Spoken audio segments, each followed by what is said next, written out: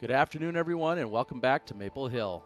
Cole Redalen and Gannon Buhr are out in front by 4 strokes, and both are looking to etch their names in the history books with their first win at Maple Hill. Buckle up, because it doesn't get any better than this. It's Championship Sunday at the 2025 MVP Open by OTB.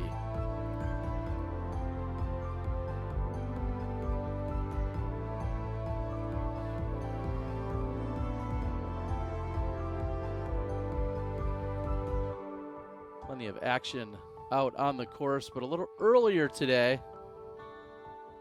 Chandler Kramer teeing off on the 8th. 4 straight birdies leading up to this 8th hole. Birdies are great, but aces are better. Chandler Kramer with the ace on hole 8. Look at that foot speed. The ace raises on, and Chandler carding the one. Congratulations to him.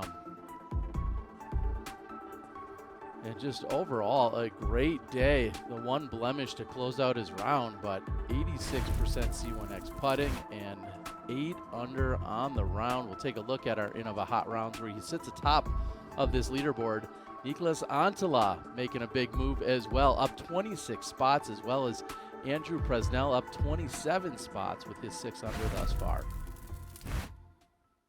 And welcome in, everyone. Terry Miller joined alongside major champion Nate Sexton and 3-time world champ Nate Doss. Guys, it's been quite the show. We think about the playoffs. We think about last weekend, what we were treated to. This weekend has not disappointed. And sure enough, we have a lot of the same cast and crew members, including Gannon Buhr, Cole Redalen. I'll throw it to you first, Sexton. What are we seeing with Gannon Buhr? Phenomenal disc golf. Gannon Buhr is averaging 1077. He's got 33 birdies in 54 holes. He's got 4 more birdies than even Cole Redalen, who's in second place in the field. He's making 50% from circle 2. He's making a couple from outside circle 2. If he keeps that kind of pace going, I don't think there's a person alive that could beat him. I tend to agree with you, but the way that Cole Redalen has performed since Idlewild, when he was planning on ending his season where he took 3rd place just behind Gannon Buhr, has proven that maybe he's the one guy that can do it. He has been fending off Hall of Fame disc golfers for weeks now, and I think today is the day for Cole Redalen to step up and, instead of being the hunted, become the hunter, because what he did yesterday was very, very special. The smooth tee shot on hole number 4 would leave him with a tap-in birdie, and it wasn't just great drives. It's been great putting as well all weekend long. And then the most pressure-packed shot of the day is always going to be the approach onto the 18th green, and you see how he stepped up and didn't have any problems with it. Of course, he's tied with this man, Gannon Buhr, the #1 player in the world and our current world champion. Sometimes he even throws up his hands, wondering, how do I keep doing this? Long-range putting, always a specialty of his. Does he have the forehand for the green shot on 18? Yeah, of course he does, with ease. I think arguably one of the best 10-hole stretches of the season Gannon Buhr put down in his final 10 holes yesterday. Let's look at how these two have gone up against each other head-to-head. In 70 head-to-head matchups at tournaments where they've both been in the field, Gannon Buhr has bested Cole Redalen 65 of those times. You see where his career cash sits overall, the tour rank, of course, Gannon leading that. So Gannon taking down every single one of those categories, but Redalen looking to maybe just chip away one of those wins here today. And if we look at our world standings, keeping in mind that we're going to take our top 28 into the Disc Golf Pro Tour Championship next month in Virginia. Jake Mon, Mason Ford, Matt Oram, all right in that neighborhood. We're going to keep an eye on all of those players. Plus, 4 wildcard competitors will earn themselves a spot based on today's play and where they finish. Harry Chase, Chris Clemens, Gavin Rathbun, and Nestori Tukkanen. Very close battles. We'll keep an eye on that as the day progresses.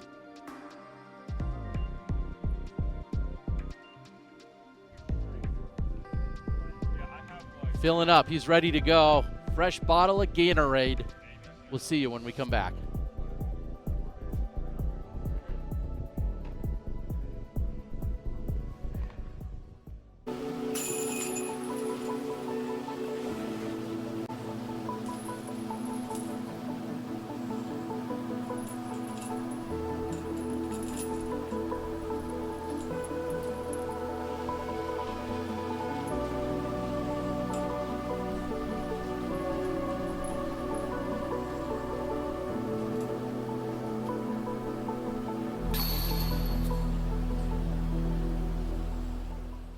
You're looking at a work of art. No, it's not the Mona Lisa. But this beautiful can costs a lot less and looks magnificent in your bathroom. And Mona Lisa can't give you a smooth, close shave. Barbasol. It's a can of can-do. Feeling great starts with a great shave, and a great shave starts with Barbasol. The American original, Barbasol delivers a great shave for half the price of gels. Better yet, Barbasol has a formula for everyone. Why pay more for a great shave? Barbasol. I'm Jennifer Allen. I'm Sarah Hokum. And I use the Trekker. And I use the Trekker LG. The Trekker holds up to 25 discs, and I like a lot of extras. The LG holds 30 discs, so I can have backups for my backups. There's nothing that I don't have room for. There's even enough room for your emotional support animal. I think the Trekker is for someone who wants to have everything on the course. You want to be prepared. We can carry everything we need, and I have a comfortable place to sit on the course. Bean boots aren't made to sit on a shelf. They're made to be worn. To see the world from the ground up. From Maine to Tokyo. Side trails to soccer practice. Seasoned by the seasons themselves. You wear them in by simply wearing them out. Here, there, and everywhere in between. These are boots that become more and more yours with every step forward. And the best way to wear them is to just keep wearing them.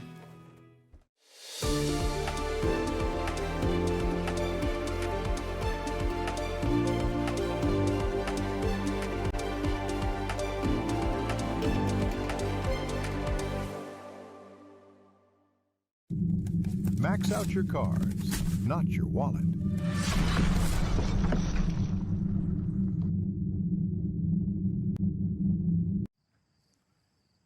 What's your wallet?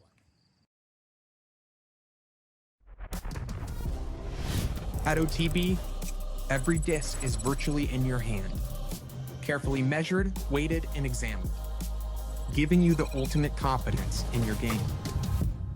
Head to OTB now to get your new favorite discs.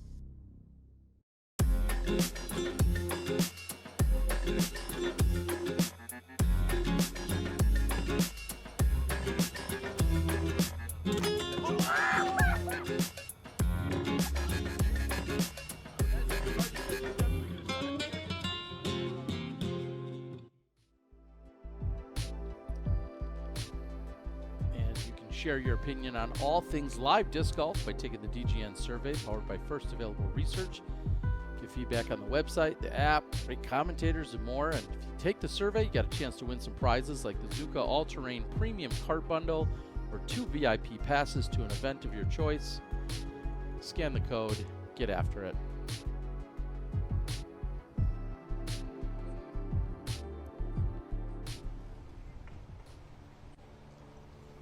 For a wild card spot is Jakub Semerad, currently sitting at 11 under, which is, well, exactly where he's at.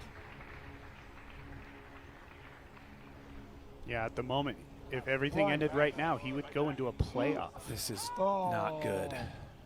Overcooked and out of bounds.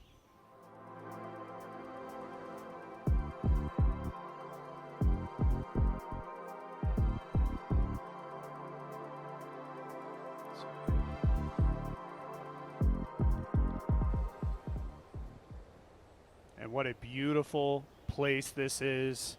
We have Steve Dodge's home here. We'll scan up. We see the house of Tom Southwick. It was 22 years ago that this course was designed and opened.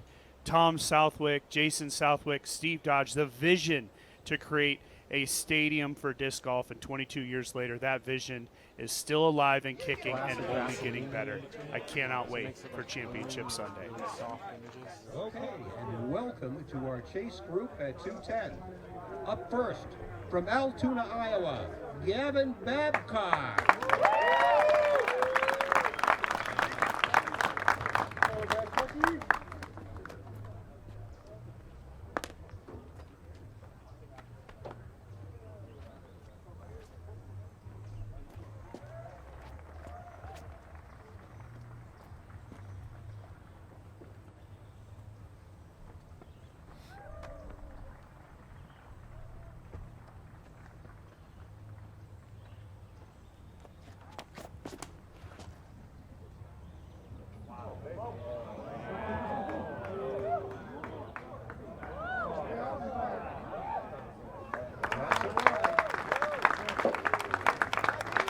From Lawrenceville, Georgia, Isaac Robinson.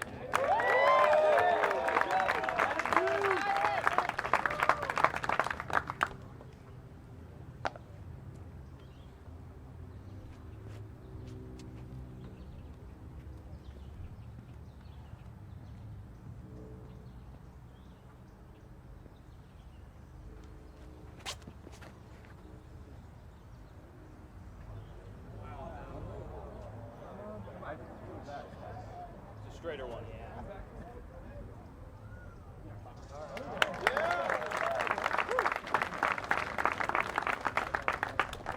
From Austin, Texas, Bradley Williams.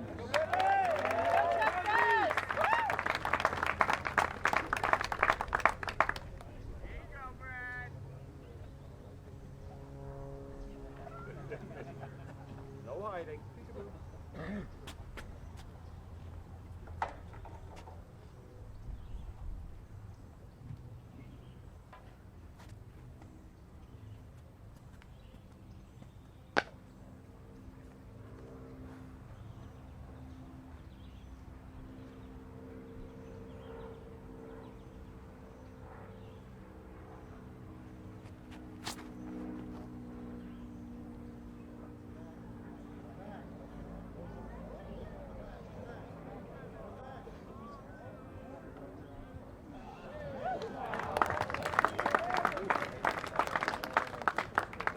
From Safety Harbor, Florida, Calvin Heimberg.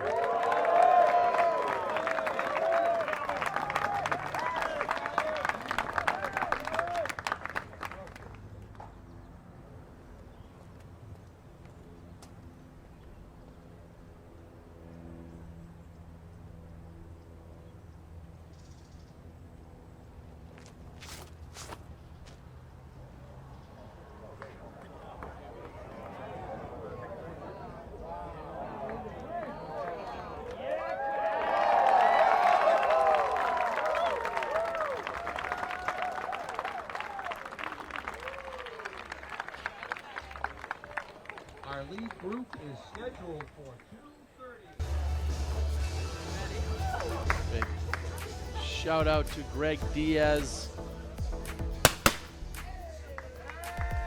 He's been with the Pro Tour for a number of years, our course supervisor.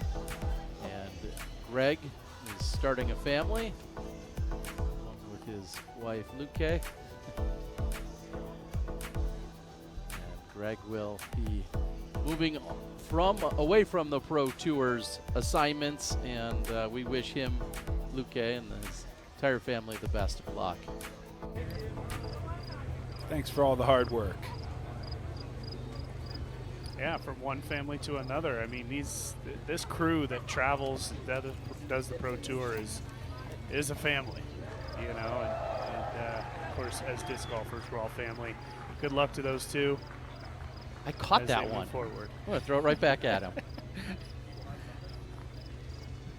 But yes, as you guys said, so incredible. And thank you to Flight Factory for your support throughout the entire season, and specifically this weekend. They're running a code MVP 2025, which gets you free shipping. They have all of the latest MVP Halloween disc releases at the lowest possible price. So head on over to flightfactorydisc.com, code MVP 2025 at checkout. You'll be trick-or-treating in no time.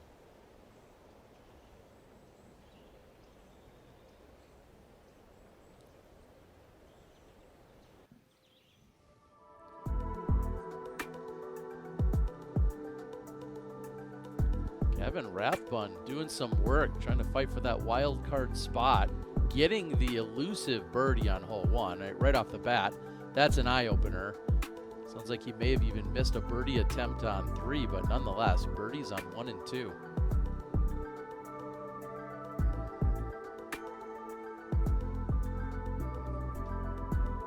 Sounds like we've got him on the course putting for birdie on the 4th. Keep an eye on it.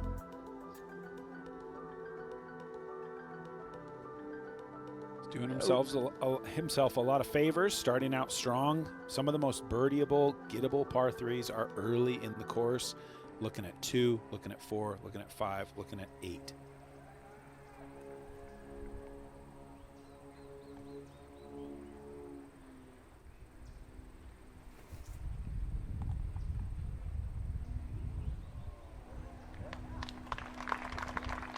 From that position, I'm not sure you could ask for much better of a shot. Maybe 10 feet of flare skip, but what he just did there, very impressive. Yes, the aggressive layup.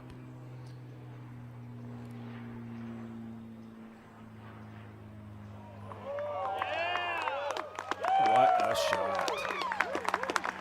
That's the best one that we have seen on coverage after 2 throws. And once again, Isaac Robinson continues to throw quality forehand shots.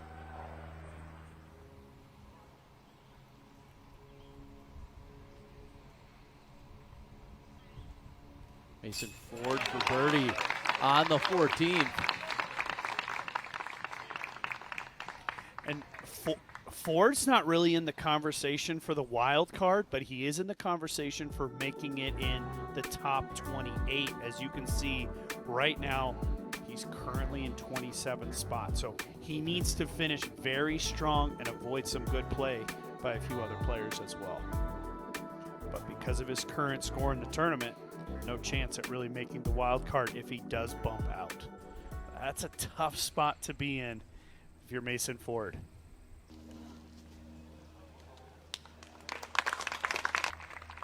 Quality shot there from out of position. Yeah, if you're at that drop zone, it's pretty much a wide open putt. There's a couple of big trees, but of course they've got the basket right in a very tight area with OB short and long. Heimberg's drive certainly the best of the bunch. See if he can capitalize. High through the gate. I mean, that's about as textbook as you can play this hole, isn't it? I would say yes. High through that gate. The tee shot was perfect, as Sexton said. So absolutely. Gannon Buhr. Somehow, I know this sounds crazy, but this is one place he hasn't won. And we see how close he's come in 2022 and 24. He was 2 shots back of our eventual winners in 2023.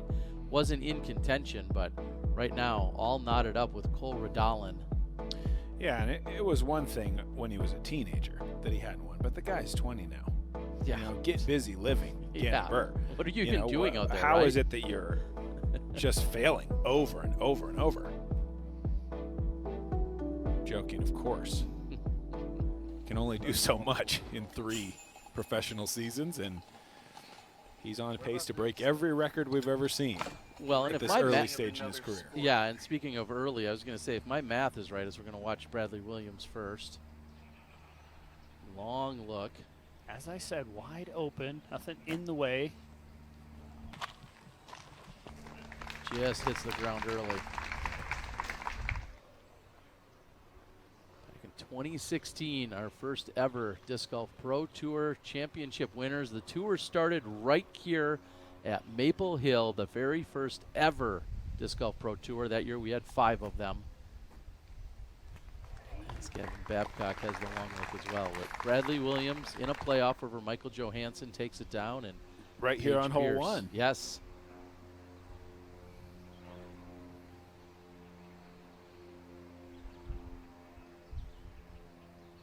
Heimberg will open with a birdie. Today they've gotten a little better at figuring it out. We've seen quite a few birdies. pretty impressive considering the wind is up comparatively. And this is a tough drive to place. I mean, the landing zone for these guys is 550 feet down that hill. They're having to send the distance driver. Great birdie from Isaac. By my count, that's probably right about 15 great forehands in a row. I think if he gets to 20, we got to just start calling him a well-rounded player that prefers the backhand, because he's throwing it too well.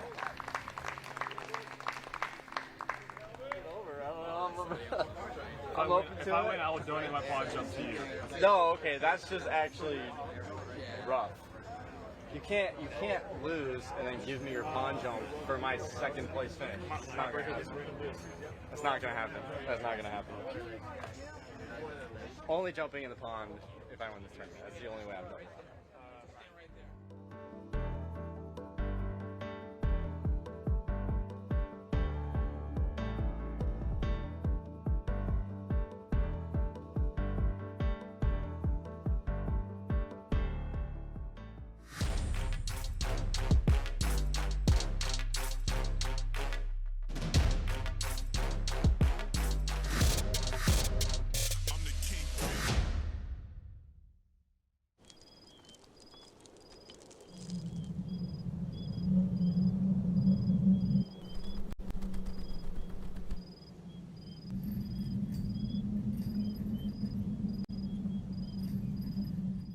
This season, Team Discraft is making a statement, and the message is loud and clear.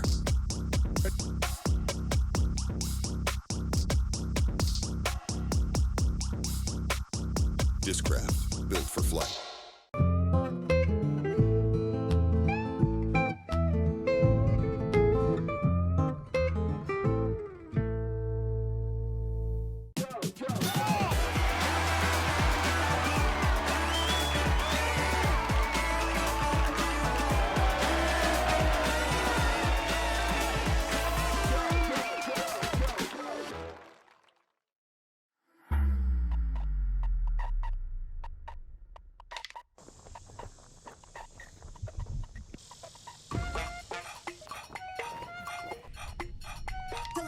To catch this wave.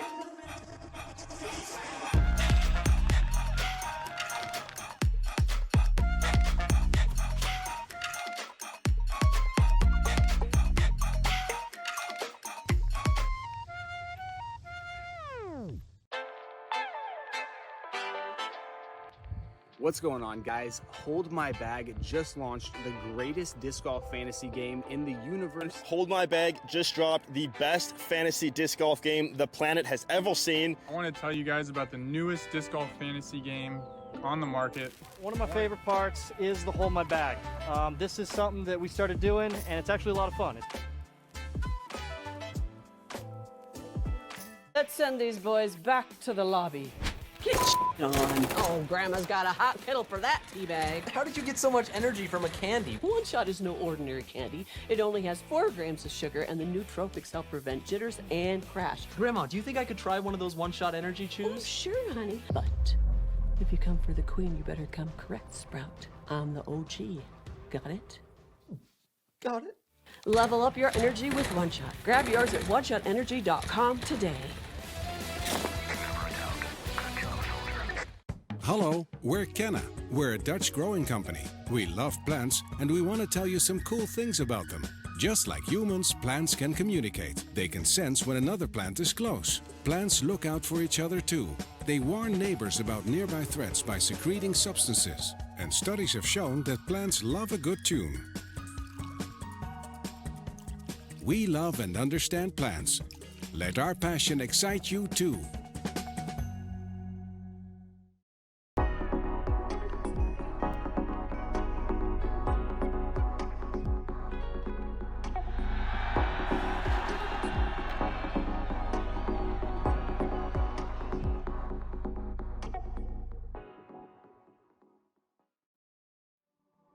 The MVP Open is presented by MVP, the leading edge in disc sports, and OTB Discs, only the best, and Fiddlehead Brewing Company, the official craft beer of the Disc Golf Pro Tour playoffs, brewing approachable, multi-dimensional beers.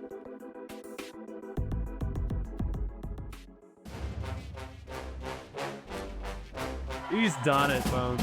The legacy of the Robinson brothers grows today. Adam Ham is a 4-time Elite Series champion. Mr. Niklas Antela, feeling like a bad boy right now. He's got a couple of cowboy hats and a Gibson guitar. Gannon Buhr, he's your champion. 3 straight years with a major title win. Man, oh man. Story of the Cascade Challenge, this man right here. Anthony Barra! Shanks for Anthony and for Gannon. Okay, AB, call it 20 feet. No. What a nightmare final hole. Back-to-back Elite Series wins. Here you go. Oh, whoa, yes. Calvin, it's on you. You can get the monkey off the bat with the biggest putt of your life. Bang. For the win, Calvin Heimberg. On the stripe. Oh, yes.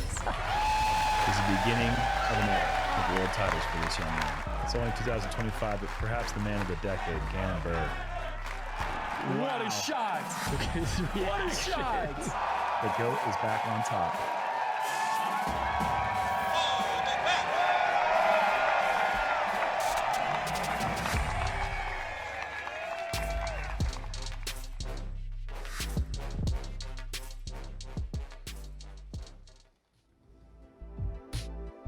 Said it earlier, we've got quite the show over the last few weekends and nearly the same cast and crew. We're going to swap out Paul Macbeth today for Ricky Wysocki, but otherwise Gannon Buhr, Cole Redalen, Paul Kranz, all on our lead card on Championship Sunday. Gannon, maybe plenty of people would have guessed, but Paul Kranz, Cole Redalen also joining back-to-back weekends. It's incredible. And that statement is no disrespect to any one of those men. It's just the simple fact of Woods golf. Generally, it gives you different players. This is perfect from Calvin. Never left the width of the basket basically out of his hand. Get another look thanks to our friends at One Shot and OneShotEnergy.com, where you can use the code DGPT and get 25% off your order. Voice drops, along with a bunch of other great items coming out of OneShotEnergy.com.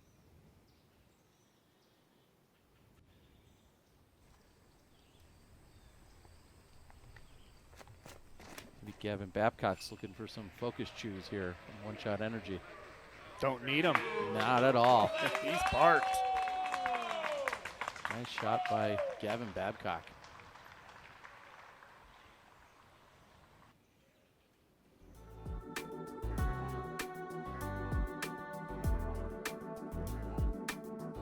Tukinen making a run through 5 holes.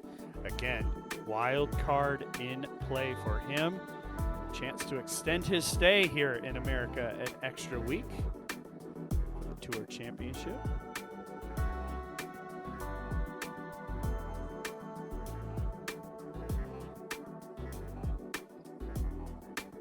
Rathbun and Nestori Tukinen fighting for those wild card spots.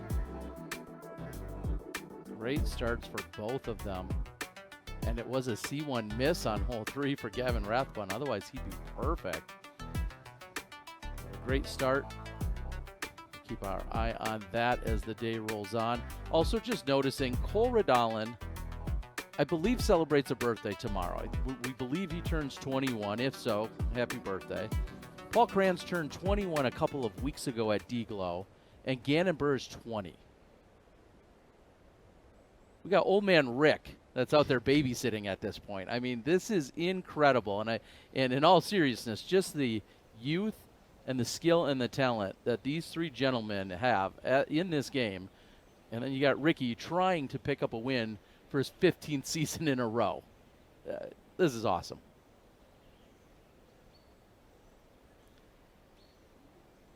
The action is going to take place down on the tee. We're going to throw it down to Scooter for the call. Did you fly over just for that one, or was there 2? 11 courses in the world. That's amazing. Vincent Scheffler.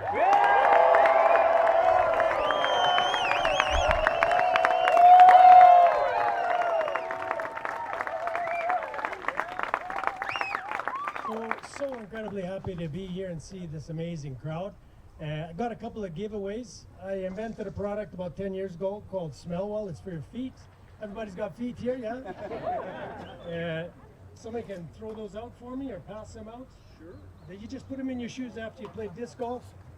They work wonders, available on Amazon. I want to also say thanks to MVP for making amazing discs, OTB for selling those amazing discs, and all the disc golf centers where you can throw those amazing discs, including Maple Hill. And now it's time to throw.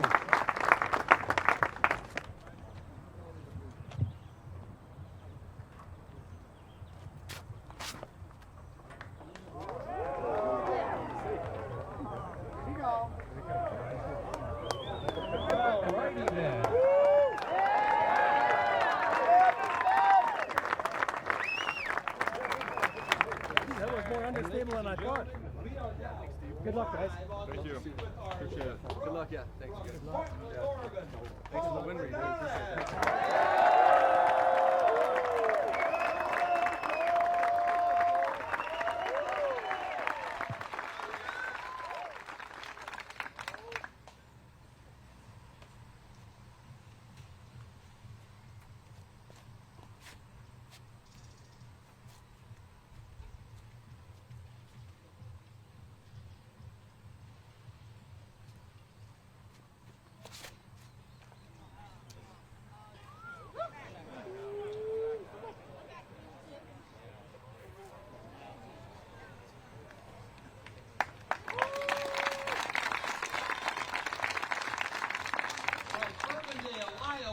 Gannon Buhr.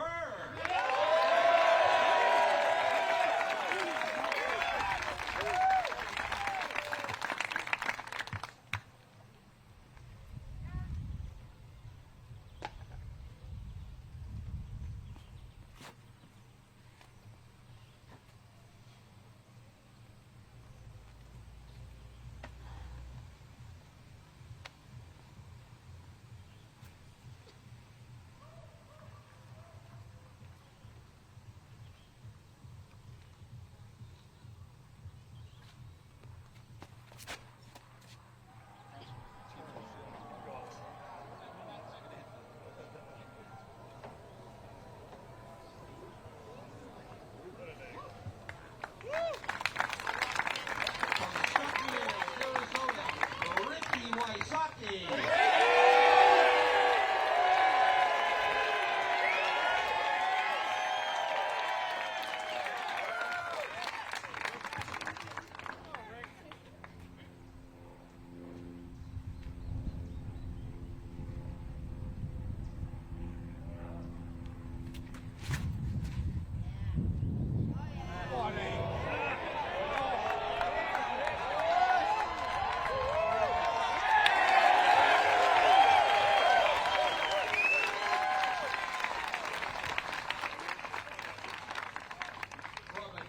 Massachusetts, Cole Redalen.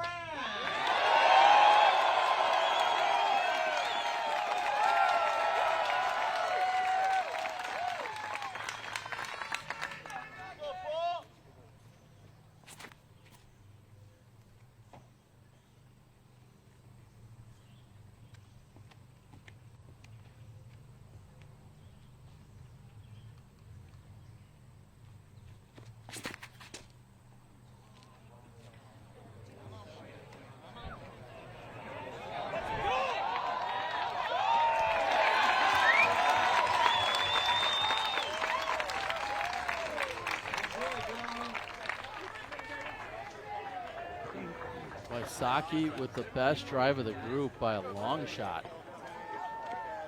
See if this is a way he can possibly start chipping away at that lead. Let's take a look back at what Paul Kranz has been doing, specifically last weekend.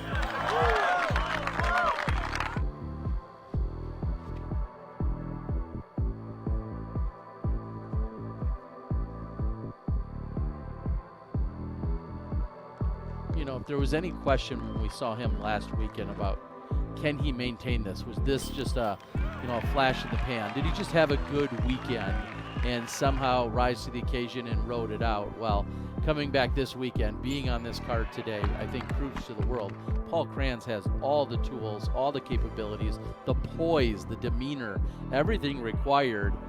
He may not be able to pull off the victory here this weekend, but it's already been a little bit of a victory in itself to be here again on Championship Sunday. I think maybe the ingredient he was missing could have been belief, and I think he's got plenty of it now. So a really fun to watch his ascension these last 2 weeks, playing as well as about anybody at the moment.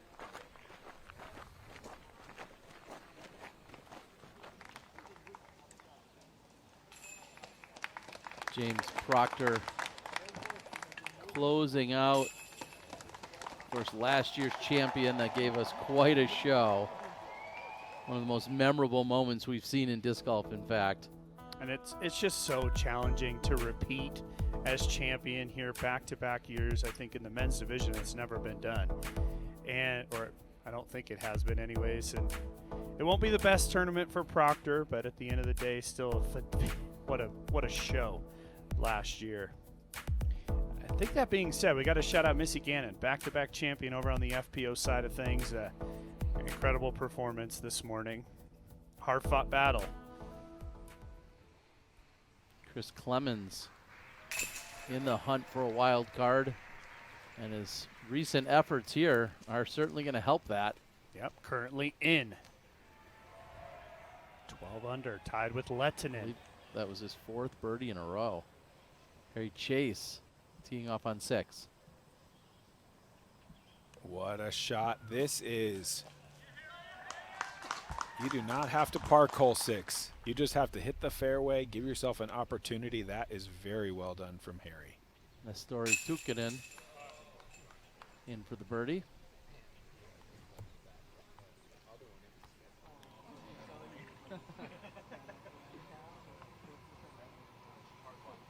Rasmus Sakaripi. Yeah, Smoose currently 1 stroke out of the tie for the wild card. But unfortunately, he's pretty deep into the course playing 14, so he's going to need to put down a score and then just hope. Gannon Buhr way over here on the left side. He did get right into some of those bigger Christmas trees. Looks like it's going to affect him on the front and the back side.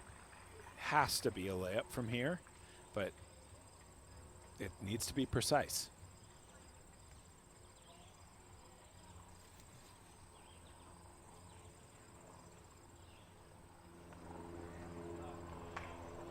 Ooh, that little roll. We saw that yesterday with Chris Clemens, I believe. And that went a long way. Did you see how long the spotter was looking at it? Potentially like another layup. Yes, potentially bogey. Yeah, well, if that rolled, it's Gannon Buhr, but yeah, yeah. like you're right. 60-footer is what you're going to need. If that rolled as far right as it looked like, based on that delay and that spotter's flag, needs to skip right. Don't go deep. There we go.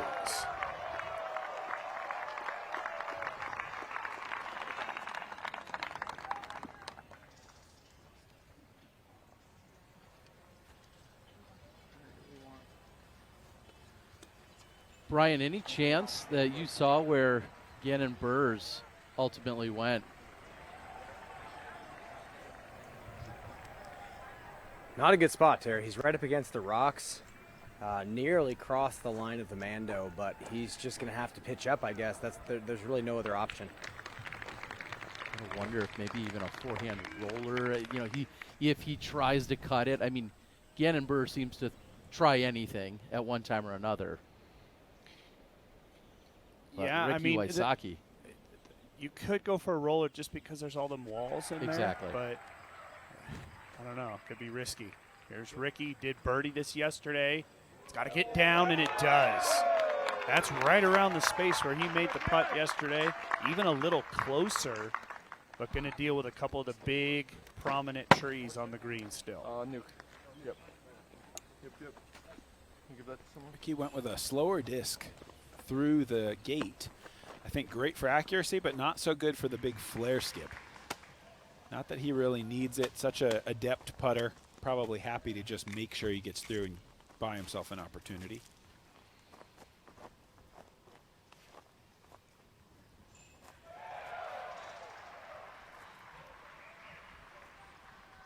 Rhode Island's finest. Gary Chase for the birdie.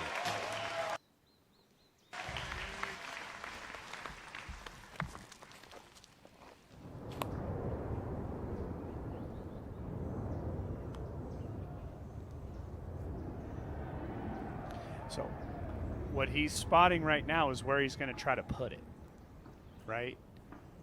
I don't even think he can get it to the drop zone. Now, if he can, it would just be a really high sort of like putt that's going to drift almost backwards, and he's even thinking about roller. And look at this. I don't think the risk is worth it here. If he can get it to here, he could Yeah, putt. this is the shot. Just Yeah, that's perfect. you try to play for, you try to get too cute there, try to do something really incredible. It's not going to buy you anything better than 55 feet anyway. I think Gannon has a chance to knock this down. This is going to be in that 70-foot range. The drop zone is about a 60-foot putt. You can see it just up to his left.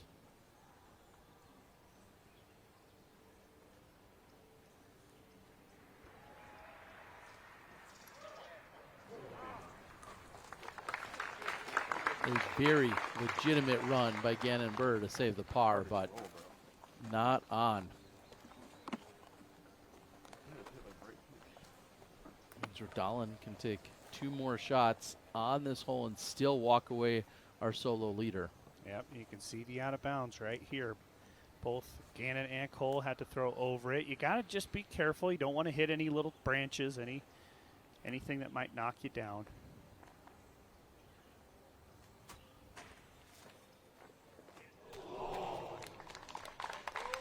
Well done.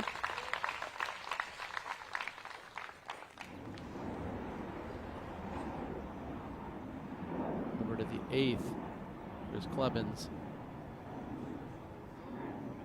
This might fit with the left side trees. Nope, just inside of them. Parked for Clemens.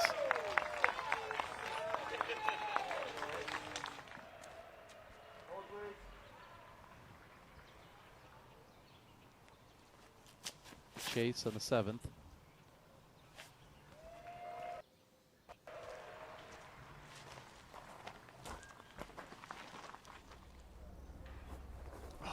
And these trees are really a problem.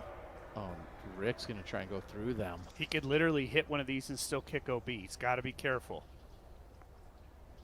Oh, he draws metal. But Rick will have to take the par. 5 feet one way or another meant so much of a difference. The one thing obviously we love Ricky, but you cannot get too frustrated. This is still a good par on 1.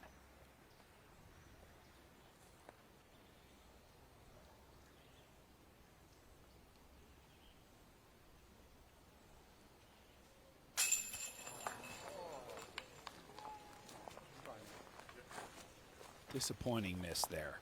Such a nice shot from well back in the fairway to give himself that opportunity.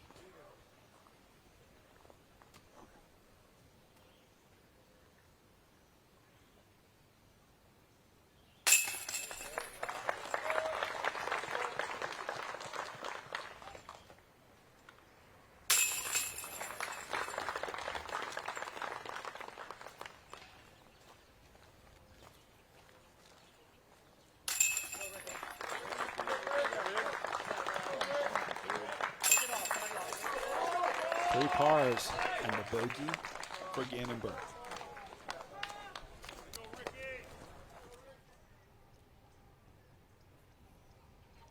Tukkanen, T of 8.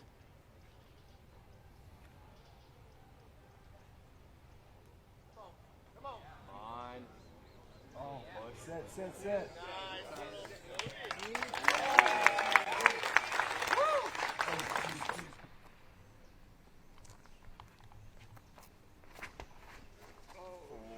Get up. Kevin Get up. Rathbun leaking left, asking for it to push and not nearly enough. A lot of golf left.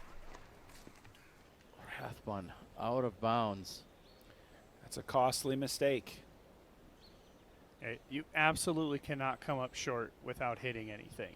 You have to throw it to that back wall at the very least. Don't try to get too cute on 8.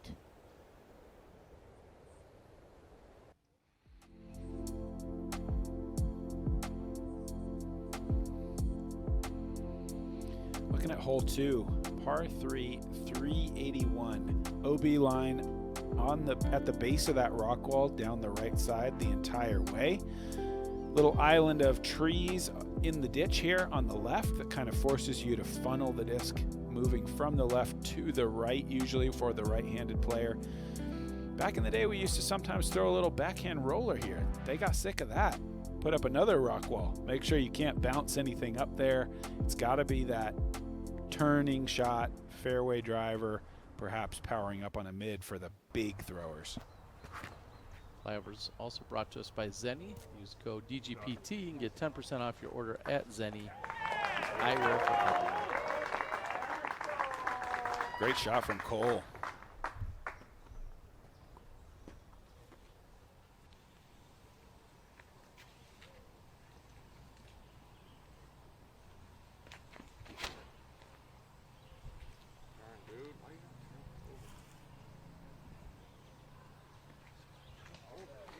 Some good fortune, I think, to fight through, but 45-footer upcoming. I think one of the things that could really get Ricky to not give him the best opportunity to win today is if he tries to be too perfect. That's not how good rounds happen out here at Maple Hill. You have to just flow. You got to let it just come. Got to make putts, hit fairways.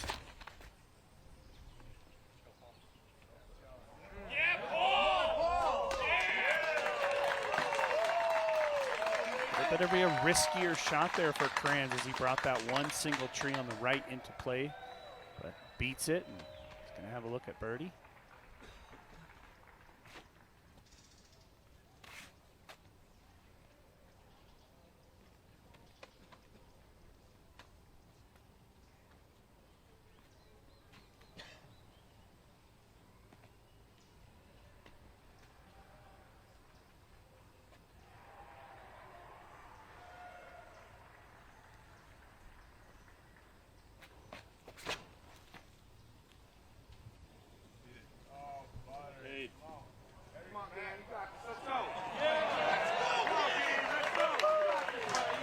Appears to be the bounce back he's looking for. That was close to a lot of things that weren't a park job.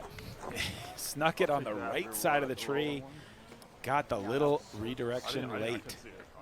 We'll give this our close shave replay brought to us by Barbasol, Disc Golf Pro Tour Playoffs sponsor. Yeah, it's the wrong side of that fairway tree for sure. And then that little kiss, a thing of beauty. That could have gone the other way for him. Instead, right into the bullseye. I don't know what happened to it. The edges all like wrecked. You hit more. Rathbun in the drop zone.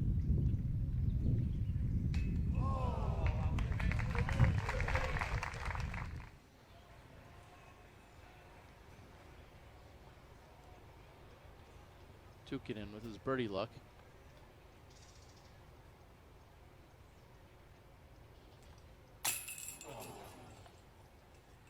That one zooming by. Gonna have to make a putt coming back.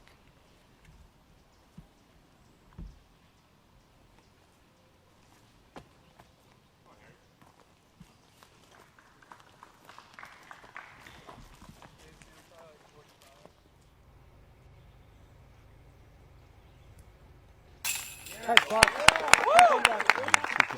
to clean it back up. That's going to be a par and a disappointing one at that.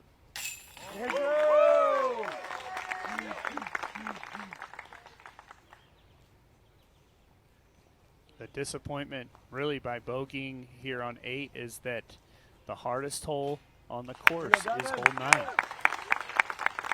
So hard to bounce back immediately with a birdie, though a good par would be great.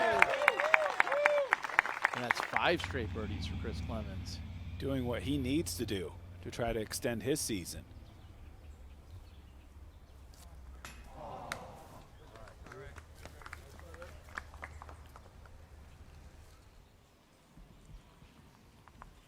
Casey White has a birdie luck.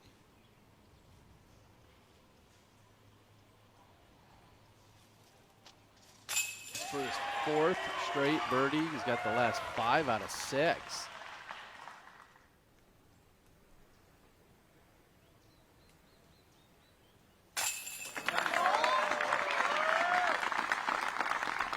Very solid putt from Cole.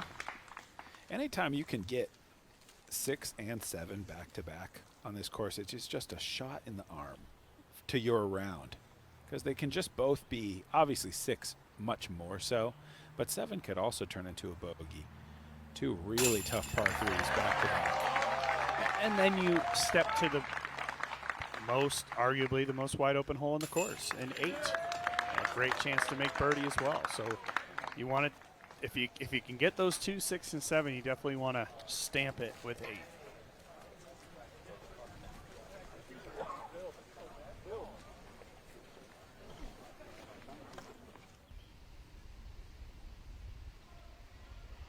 Very challenging hole for the lefty, Chris Clemens. All the slope fading away, and he'll be left well back.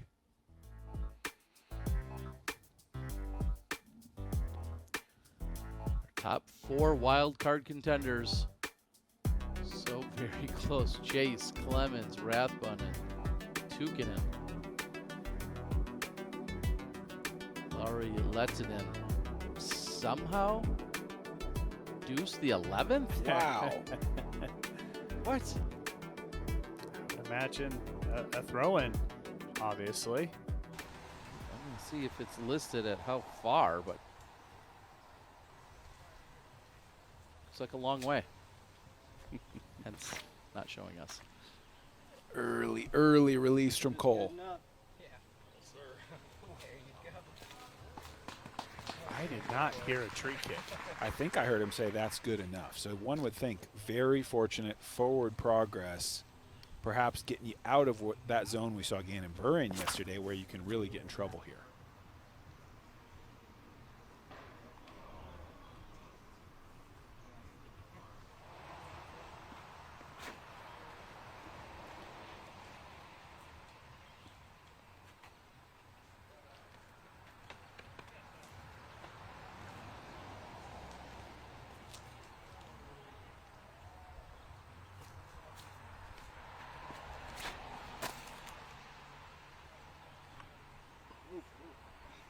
Almost perfect, and the kick is left, so he'll have a little bit of work ahead of himself, but you're just looking for it to pull right off of that tree, and you're home free after that.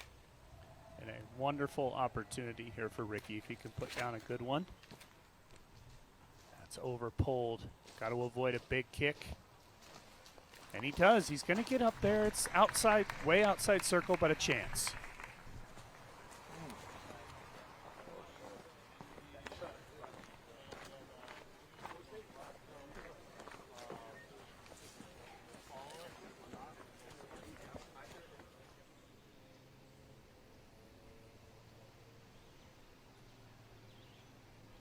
Tukinen off the 9th.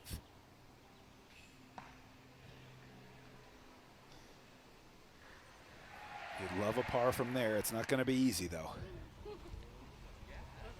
Laurie Lettinen teeing on 14.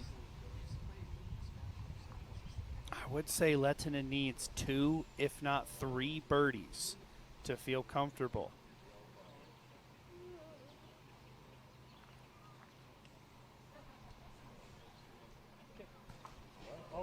It's an important little stop.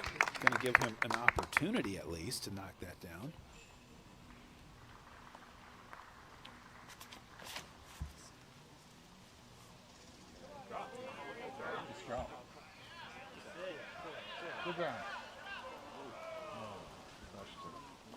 Just overthrew it. The mistake for Chase there is all the height. you just throw that low, and you're all good. Or Villman. And he's closing out on the 18th. And with wild card implications in place and otherwise, what do we know about Villman and his plans in the future, Brian? Well, he had earned with his win out there at the Kona Beach Day a spot at the Tour Championship. But I did talk to Maury, and he said he's not able to attend. He does have that mandatory military service that they have to do over there. And, yeah, wish him all the best, but really sad to not see him out there. He's such a fun player to watch.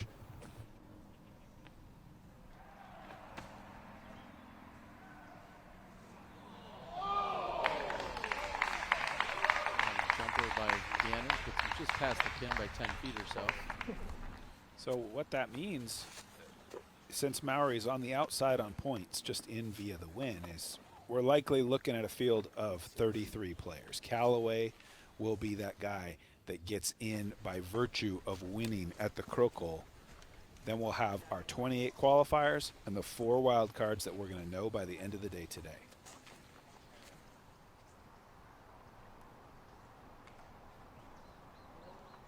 Another long look for Wysocki. Needs to get something going here.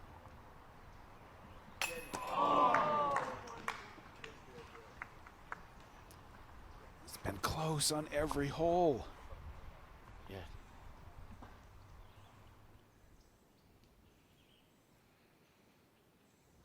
Just think at this point yesterday we were yelling about Wysocki going 3 for 3. Today not able to knock him down. Redalen needed just a bit more as well. Yeah, look where that drive ended up. Very fortunate. It was one of the earliest releases we've seen this week.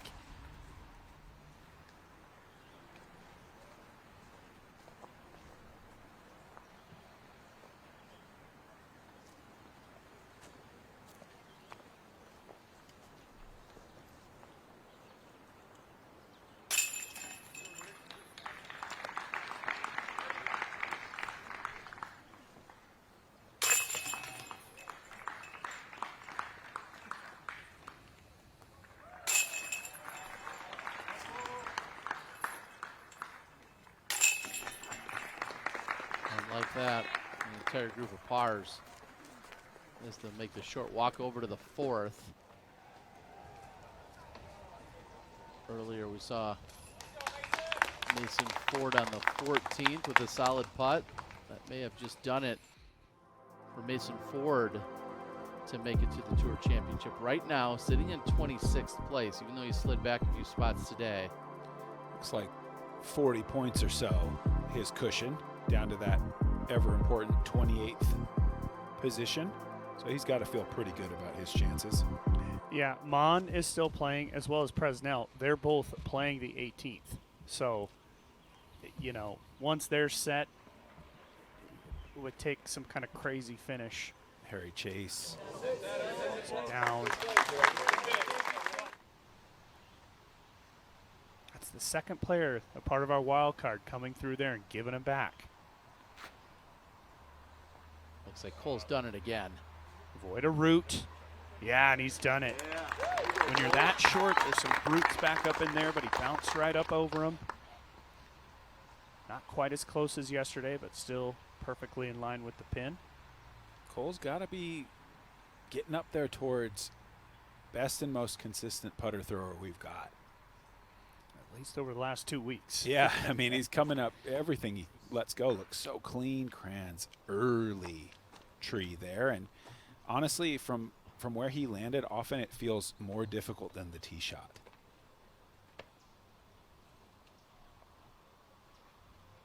So Gannon, he's jump putting the mid-range here, it looks like.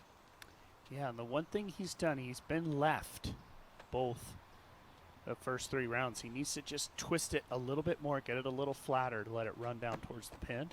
I think he might have done that. Beautiful. That's his best effort of the weekend. You can see how he got it just a little flatter, and that disc just moved right before starting to break left.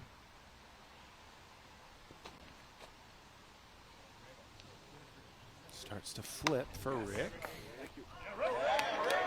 Just barely checks up in time. He's safe from going out of bounds, but not by much. Ricky trying to get something going.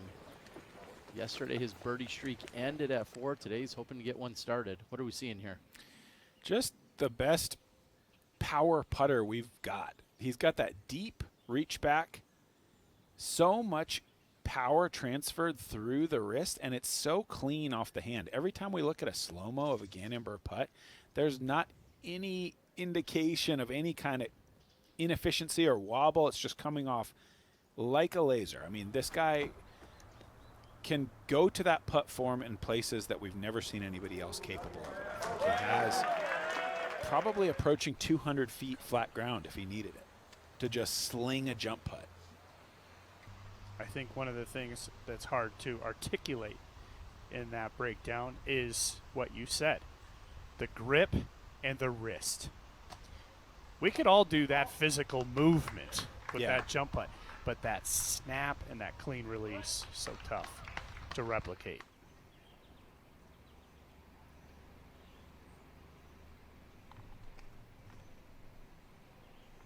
Nestori did really well. His second shot was special to get there because his drive was not great.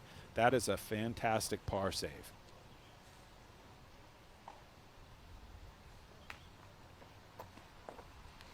I think it is him. The thing I'm struck by looking at this group, looking at the back-to-back weeks with Kranz and Redalen right here in the thick of it at just 20, 21 years old. Gannon Buhr is like a prodigy. Gannon Buhr has been the best 10-year-old, the best 11-year-old, the best 12-year-old. You know, his ascension has been something historic. But in sports, as we see Ricky connect, fantastic. In sports, there's still a lot of developing going on. You know, you don't really know what you have with an athlete at age 20 in the NBA, in the NFL. So it just makes me think, well, Gannon Buhr, I think we're getting a pretty good idea of where his ceiling lies because he has ascended at a pace we've never seen. I don't know that we know yet how good a Cole can be, how good a Paul can be, and that's an exciting thing for me.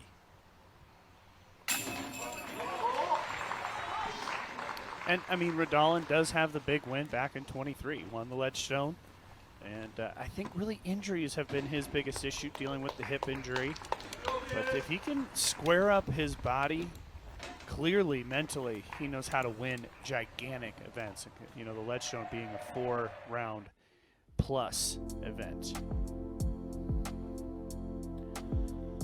Looking at hole 5 here, out over the water, the play you're going to see by far most often. Forehand, probably your best option. Some nice height on a fairway or even a distance driver if you want to. Something kind of overstable, get the height under it, try to bring it in short of the pin and right of the pin ideally to set yourself up with about a 15-20 footer. The one thing I look at here, Sexton, is that it's playing as the second easiest hole. That is shocking for all the water. But again, the forehand has become so proficient by the tour that they're able to mostly all throw one here. Yeah, it's always been a pretty easy birdie to get, but like you're saying, anytime that the mistake is bogey or worse right away, that tends to skew the averages and make it hard for a hole that is this punishing to end up as truly one of the easiest on the course.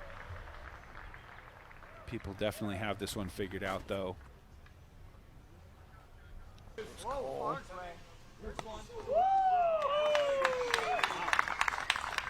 on the green inside the circle. You can see him throwing that incredibly high. Takes all the guesswork of a wind bounce or what's going to happen. He's going so high and so severe with the angle, there's almost no skip in it. It's coming down on top of the basket, not really swinging in from the left all that much.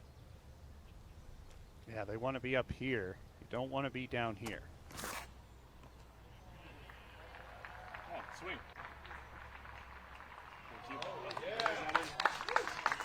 Gannon Buhr will match the shot.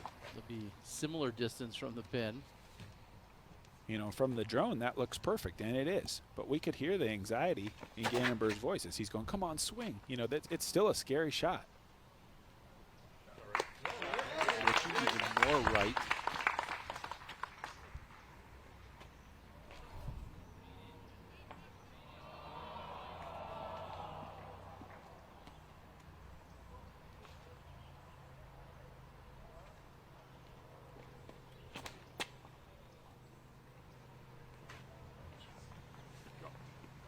This looks like it comes in and might be closest to the pin.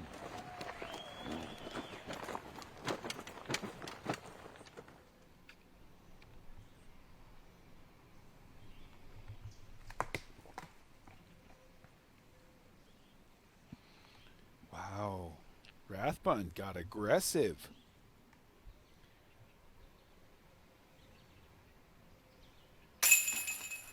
And he cleans up the birdie, so a great bounce back after the 8th.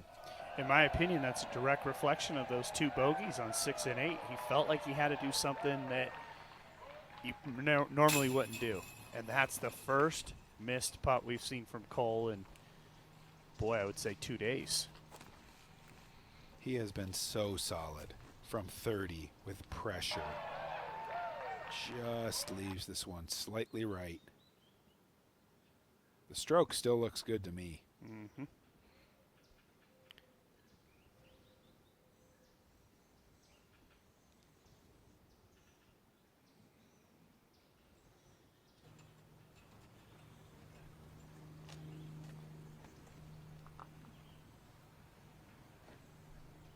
Wysocki looking for his second birdie of the round.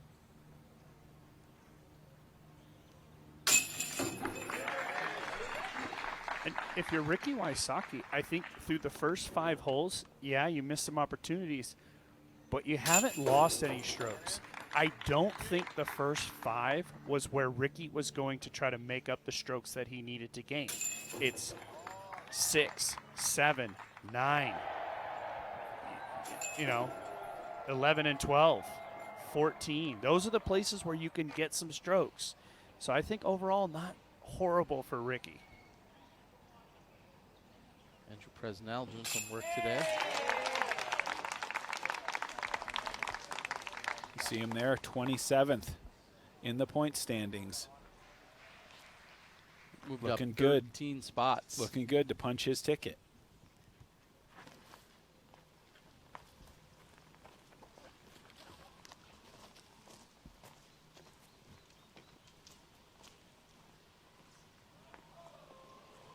He's very worried, but he likes it. That was aggressive. A lot of angle, staying low over that rise. I like that shot. As long as he's got an open putt, it'll be close. Just want to clarify. Presnell up 13 places today. Yes. But he is, for the tournament, up 13 places. But, 27th for the tour standings. This could be trouble. Or it could be parked. I think it's the latter, Terry. Unbelievable how fortunate that was. Or did that care? I didn't see anyone clap, though.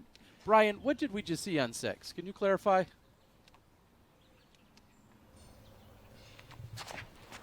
I believe that was an inside forehand park chop, Terry. I'll have to get up there. I'm on the tee, but it would be unbelievable to confirm that. It's just a crazy shot. Okay, thank you. I just didn't see the gallery react at all. It seemed strange.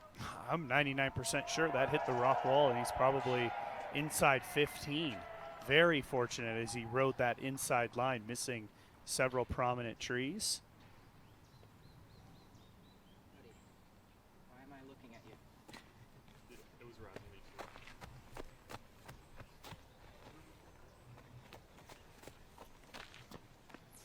Almost felt a little breath of wind or something. Yeah, all these players are looking down at that sunlight spot right down there. That's the aim point. For it. No way. You joking? I think that's out of bounds, that kick over the rock wall for Krantz.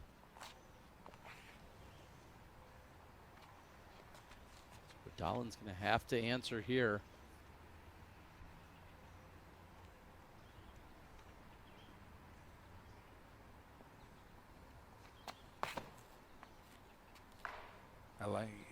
I liked the width, but I think disaster as it catches that tree on the left.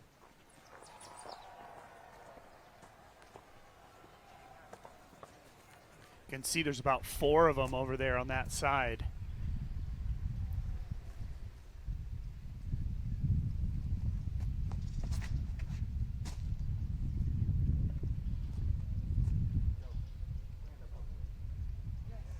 Tukkanen all the way up top. Big power from Tukkanen. Yeah, the meter definitely is over the ridge.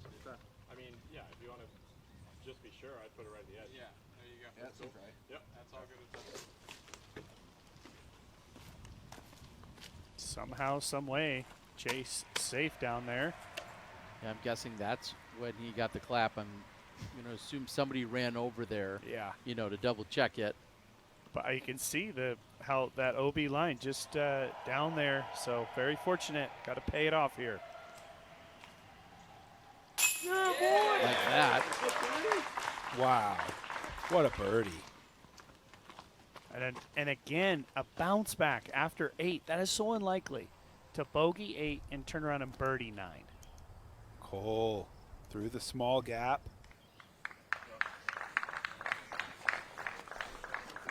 If he can find a way to dig a par out, that would be huge.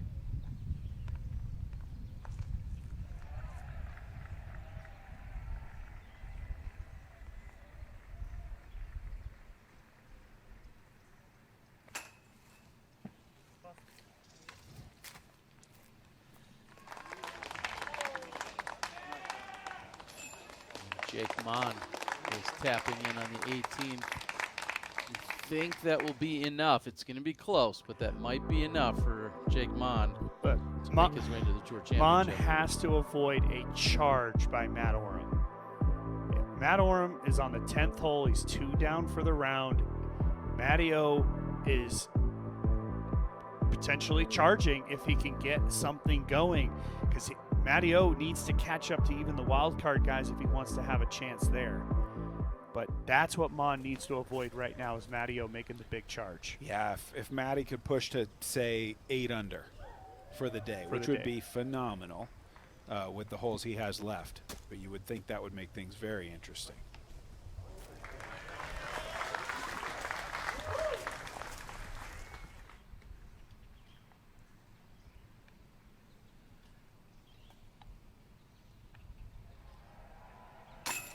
No.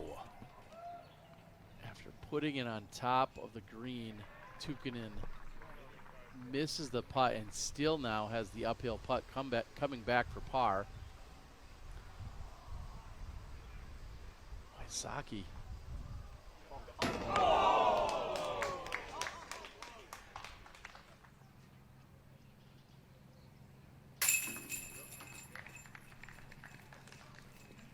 Certainly a disappointing par after throwing it that far, getting it all the way up on top.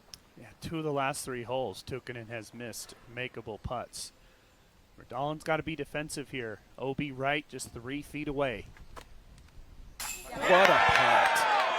What a save. Save of the tournament at the moment, with Gannon Buhr effectively parked, way out of position, and a very difficult putt, having to twist that little turnover.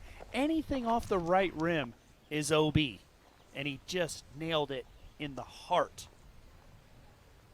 Now we're actually going to see where Gannon Buhr is here, just behind the tree. Gannon will still take the outright lead. He was thinking it might be by 2, but Redalen says, I'm going to save this one. So Gannon Buhr, your leader at 29 under. He's 1 out in front of Redalen.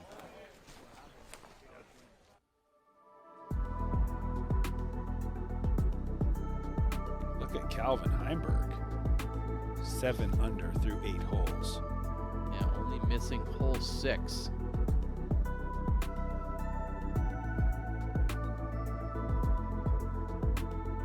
Six for 6 from C1X putting and 1 for 2 from C2.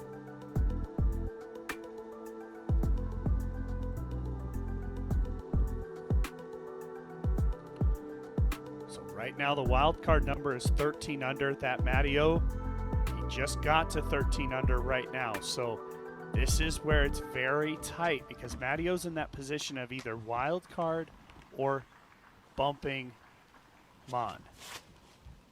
And Mon's not low enough to get the wild card under par. That's the problem for Mon right now. Going to be very nervous waiting for Jake Mon.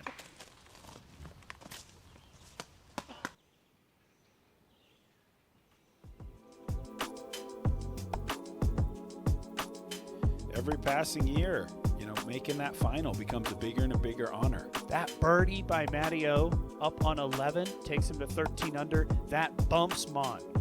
That quick? That quick. Matteo just jumped into 28th, and Mon is now in 29th. So that, again, Matteo needs to just play even par or better from here to the finish. Really? It's that tight, man. Because he must have jumped a bunch of people in the standings. So it's not only going to be about Matt. No. I mean, Matteo just moments ago was in 29th. Now he's in 28th. But what I'm saying is, yes, the one shot correct, that ties in the tournament. The one shot must have jumped him over 15 players. Yeah.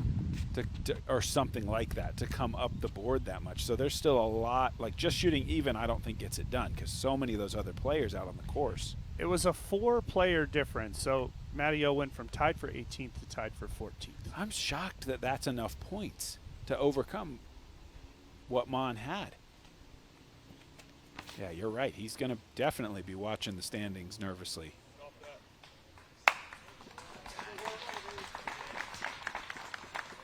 A little roll back. Look at it go. The players will have no idea about that. And that's about near where he made it from yesterday. But that's deep in circle 2 now.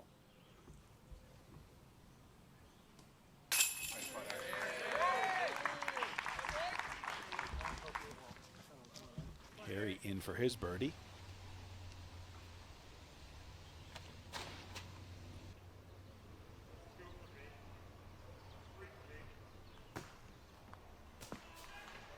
Just a little heavy on Heiser. Opportunity still going to be there for Ricky, though.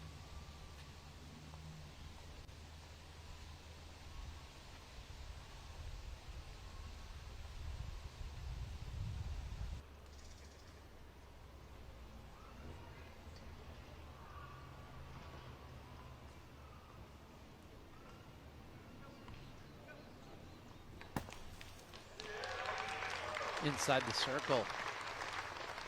Open shot.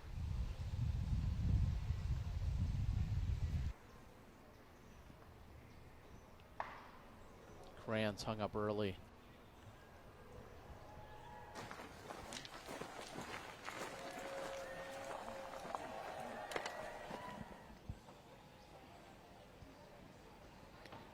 Rasmus.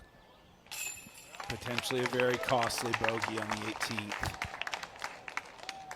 I just don't think 12 is going to get him in. I don't think so either. And crazy because of the play by other competitors. Matteo back in 29th now. Mon is in. So this is how close it is for somebody to play the Tour Championship. Of course, the honor of making the finals and the chance to do something special, number one. But, in years past, everybody that took to the tee is probably going home with $2,000 or more dollars. So it's a nice little financial boost as well late in the season to snag that final spot.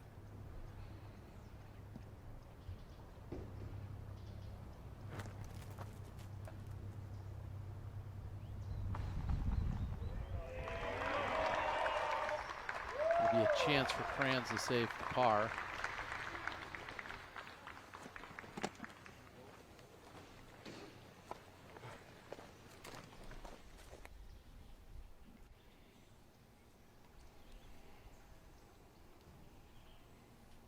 Rathbun for par, and he'll get it.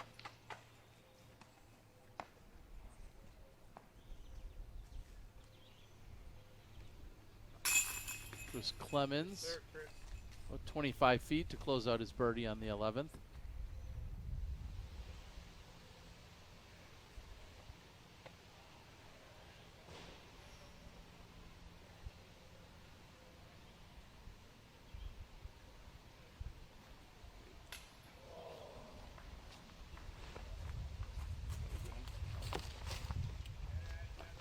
Door back open for Redalen as well as Wysocki.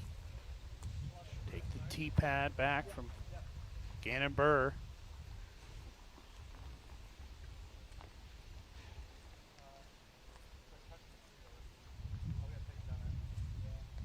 Rick's, it's kind of a death putt for Ricky from this direction because the slope behind the pin, the way Ricky's putting. So not an easy putt by any means. Looks like some of the spectator rope might be in his stance a little bit as well.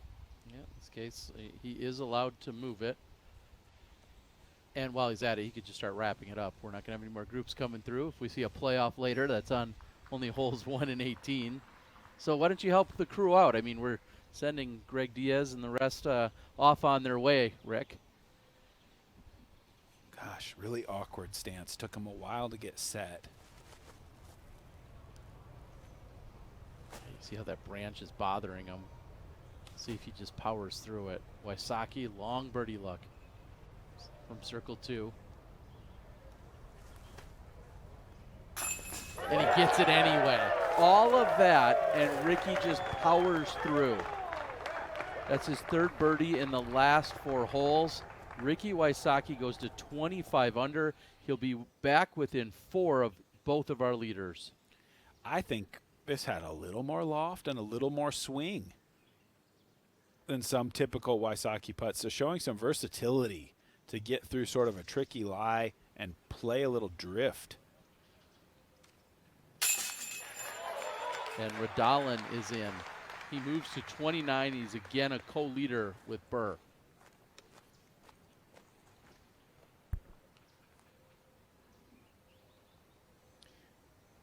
I know it's small, but Wysocki will take the tee pad. And I'm telling you, with the best players in the world, having that tee pad, being able to control the speed of the group is something that's very important. So big putt there for Ricky, who's, you know, trying to still come back. And just 4 shots. A chance to apply pressure. Yep. A chance to say, okay, well, I'm bullseye. Yep. Your turn. And if Ricky can get on a little run, as he often does, string together 4 or 5 birdies through a difficult section of the course, you can expect he'll claw back at least a couple shots.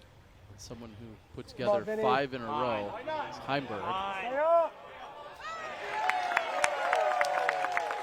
He got hole number 7 and then would go on to make that putt on 8. So Calvin Heimberg, 7 under through the front 9. Are you surprised by that? His profile picture is. It's a live look at him right there, I think. That's actually pretty nice. Yeah, well, I'll take that.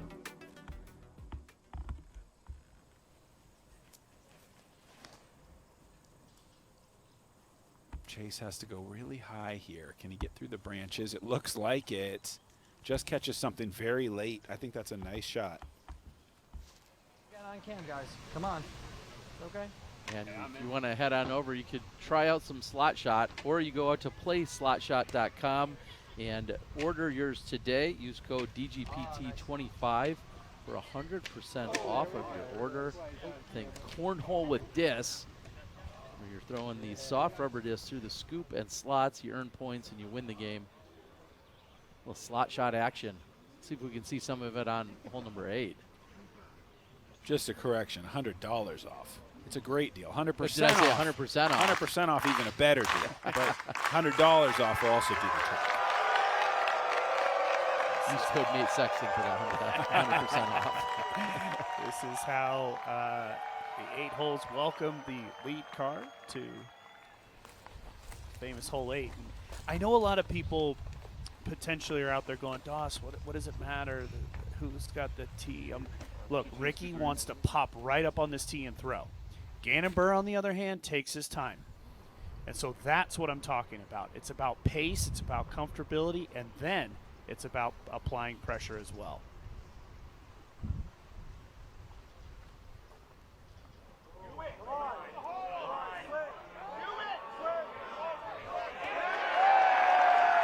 Wysocki just deep of the pin. Should be an easy birdie coming up for Rick.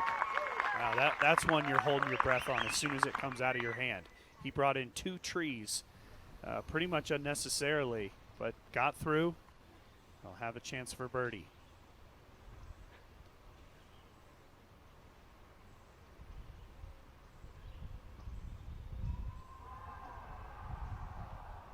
I expect to see Cole take this laser straight, not really trying for any swing. We see a lot of players leaning on that, and I can understand why. It makes it easier to aim. But Cole, such a phenomenal straight thrower. And he's been short the last 2 days, but still in bounds. And he's going to do it again. Man, still didn't get enough juice on it, but it's in. 3 for 3 that we've seen in about a 8-foot circle right there. I expected him to make the correction, pop it just a little bit more. And I would say this is probably Gannon Buhr's worst hole of the tournament. Absolutely. At this moment. He's had 2 OBs here. He discussed maybe going back to the forehand. Looks like he's not going to do that. Yeah, to put it in perspective, he's 1 over for this hole. He's gone bogey, birdie, bogey.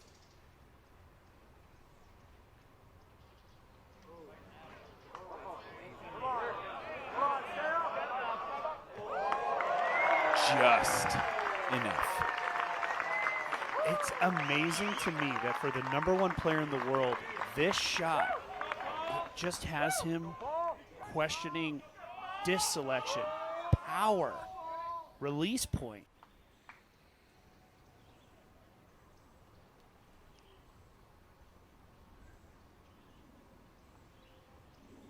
Come on. Come on. Oh, and it fights through.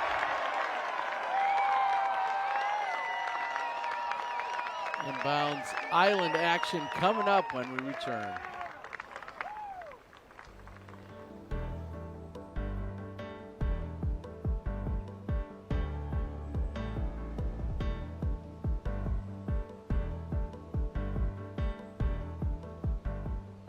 Progress. It's momentum made visible. A constant push towards perfection. Moment by moment, frame by frame, we're building towards something bigger.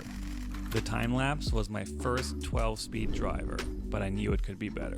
So we went back to the lab, tweaked the feel, the flight, and now it's what it was always meant to be. That's progress.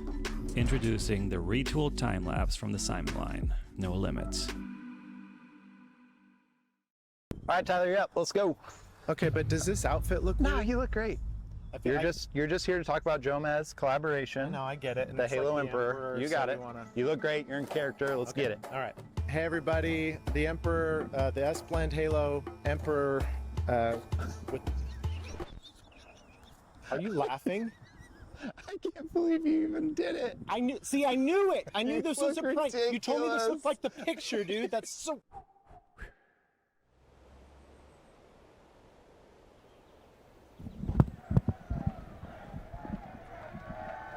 There he is. Come on, dude, get up there. They want to. What's up, girl? What's on now?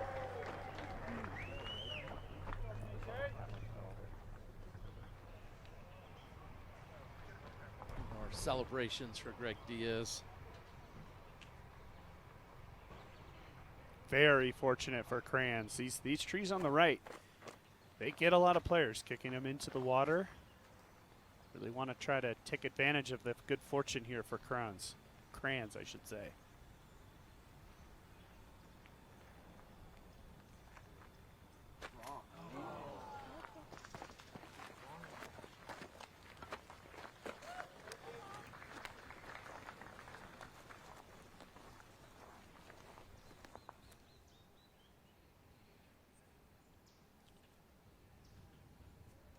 Check in with Andrew Marweed. Long birdie look. Oh, he's going to walk it in.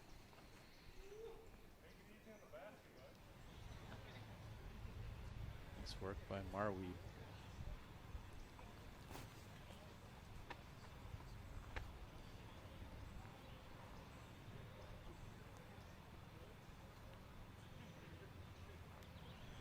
Of course, Gannon's going to convert. Another birdie by Matty O, back in the Tour Championship.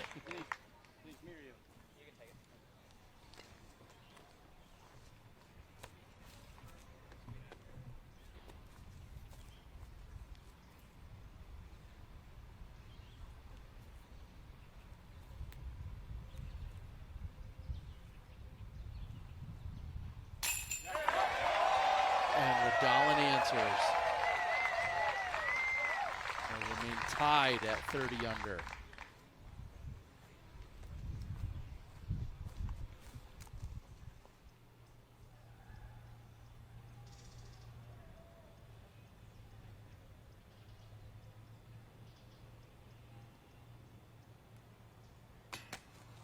No. The three putt by Kranz. A lot of wind out of his sails. And Wysocki has a birdie of his own.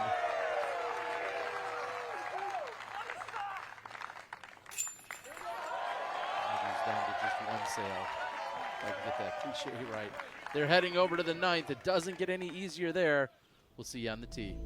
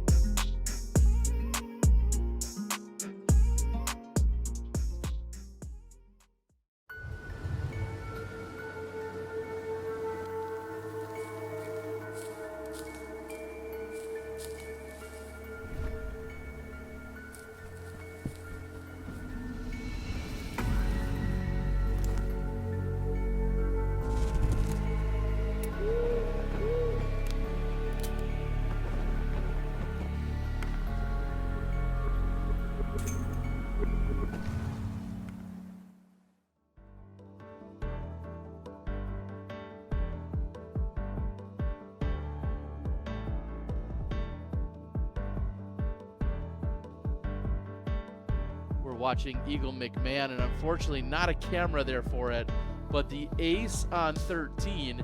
In fact, that was to complete his straight. If you go back to hole 9, 4, 2, 5, 3, 1. Ace though, Eagle McMahon. Congratulations. Wow. On the long pin. And these days, somebody had to have their phone on that shot. Yes, that's a good point. Send it along. Congratulations. We saw Anthony Barella hit it in practice. But in the tournament, Eagle McMahon. In fact, hole 13 notoriously actually gives us extra trouble when it comes to our cell phone signal, usually when we're down there. So you try to get in and out of the green of 13 as quickly as possible. And then it looks like Eagle McMahon had the same thought. I'll get in and out of here real quick. Let me just claim this and run along. Tukkanen in for birdie on 12.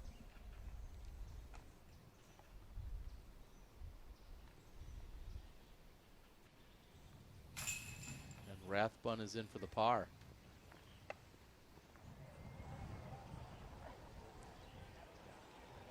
Lehtinen throwing his second on 18, just inside the wall. Yeah, needs the wild card to get in for Lehtinen. Not going to get in without it. Crazy. Jake Mon back in. Okay. Matteo is now in a position for a wild card spot. Lehtinen 100% has to convert Get in that with birdie. Wildcard. Yeah, and he needs to make that Needs to putt. convert that birdie for any shot, and I don't know that even that will be quite enough, but There's a chance that 14 is the bottom end of the wild cards. and you might be in a playoff. Exactly.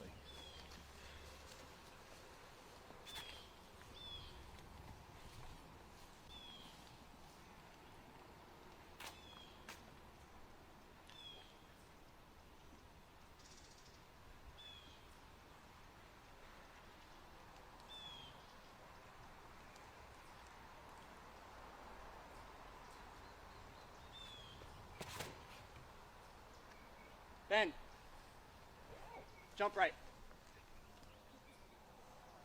Oh, okay. It did that. Actually did jump right off that tree. He's looking for just a little drift and then a flat skip running forward. And Gannon's going full send here. Yesterday, able to get all the way up onto the top of the hill, able to look down on the basket. That full send, though, brings in big danger. Any one of these tree kicks with a really fast disc, it could go off into very deep woods.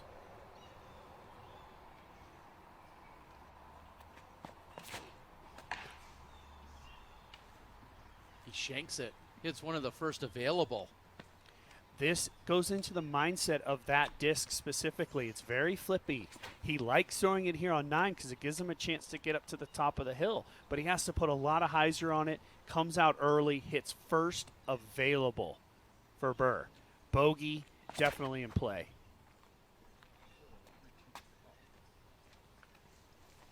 I'm going to go as far to say that bogey's relatively likely for Gannon because we'll see if he can even get a run up.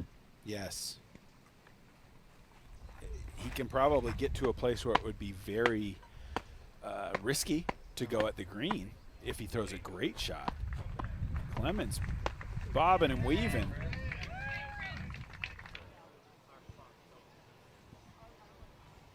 Orem on 14. It's going to be shy of the basket and left. Oh, but the best kick you could ask for just about over there. Hits one of the trees and kicks back out for him. And there's a pretty good downslope there. If you don't hit those trees, you could run back there 40, 50, 60 feet into the woods. That's huge for Matt. Gives him a chance.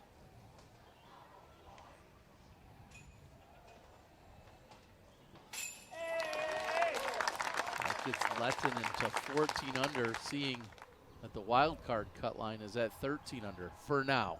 Yeah, and there's effectively 6 guys fighting for the 4 spots right now. That's what we're talking about, especially when we're considering a playoff. Now, Gannon Buhr does have to go to the standstill. He still has access to the fairway, though, and that's huge.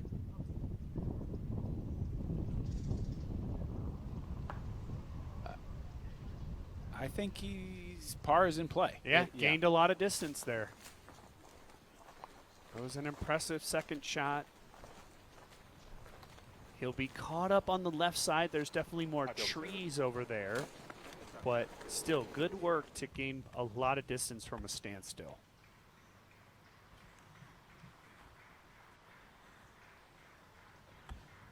Nice.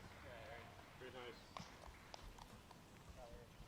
The group likes it from Harry down the hill with the forehand. After the great drive by Clemens, not able to get the birdie.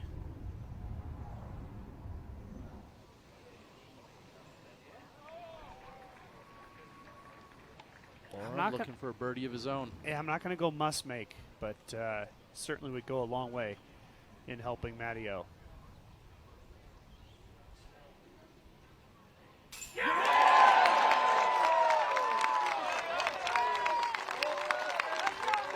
Matteo taking his tour championship life into his own hands there. Big putt. It's fun to watch, you know, that kind of emotional reaction. Many cards back from the lead. It's all these guys battling, and they know exactly what these putts mean. This is Tukinen. We're going to roll the Zuka replay, take another look at it. Solid circle 2 connection. That gets him up into the #1 qualifying spot on the wild card. And I'm just, man, we've seen him miss several putts, and he's still in that #1 position. Tells you the guy can throw it. Like he has big power. He's getting himself looks on most of the holes out here. Nice job by Kranz. Up and over the ridge line. He'll be able to see the basket.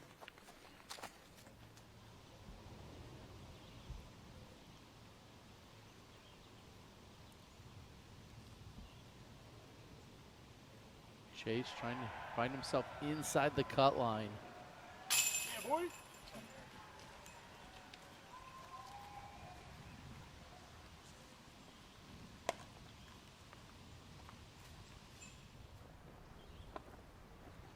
And while Ricky is setting up, I want to throw it out to Brian. And Brian, can you tell us about where Gannon's second shot landed and what he's going to have as we're watching Ricky get set for his? I think he's just outside of the jump putt range. He's going to actually have to throw one from a range that he's historically said he's pretty uncomfortable with.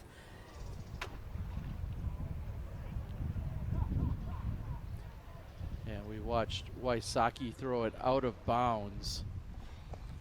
I mean, he just must have missed his angle by a mile there. He's going forehand. He wants to bend it down there. I guess he's thinking burn it over left all the way to the green. It started fading halfway through the flight, though. He's going to have circle 2 putt to try to get his par. That's got to get on the ground as well. That'll be short of the OB. Safe. That's the play from back there, I think, especially with Gannon up against it a little bit on that left side. Tukin into the 14th.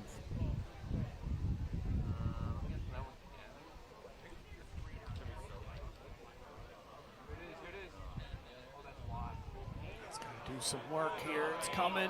Get up. Yes. Very nice.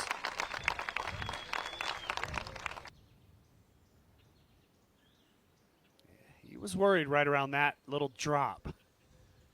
But that lift was very welcomed. Good shot.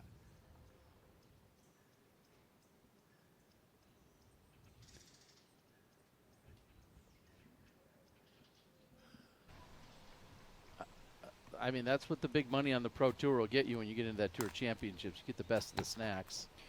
This is a very dangerous shot. There's all these little trees in front of him, and if he's short at all, he could find the OB.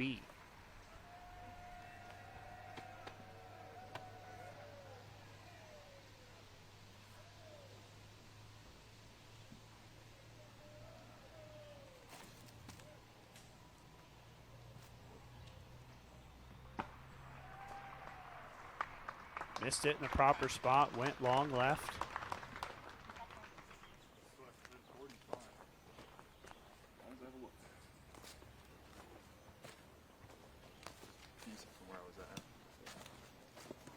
And as Brian said, that was an uncomfortable shot there for Gannon. That distance, having to throw it versus putt it. Chris Clemens, huge forehand.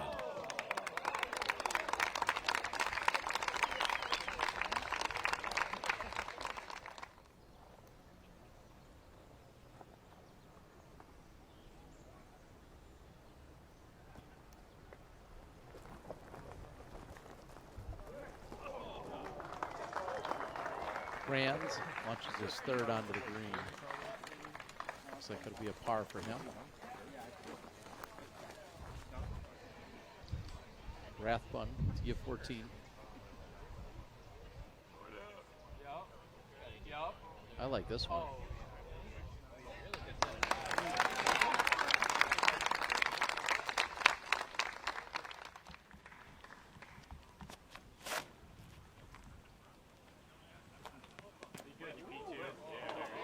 Oh, beautiful late flip.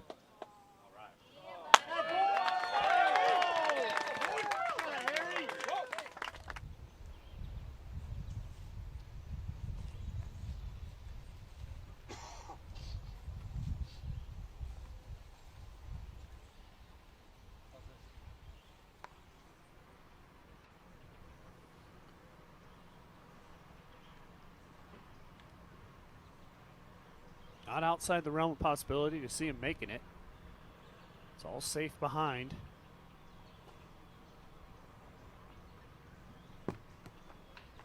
Oh boy, that needs to sit though.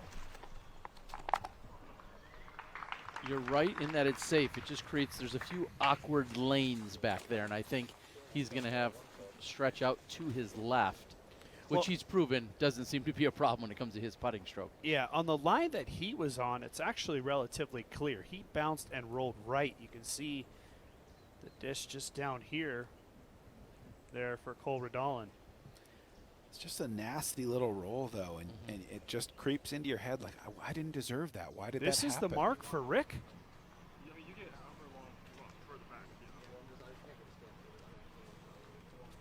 Crazy. Yeah. This is like inside circle 1. Yeah, Rick's going to have a good chance here to save the par.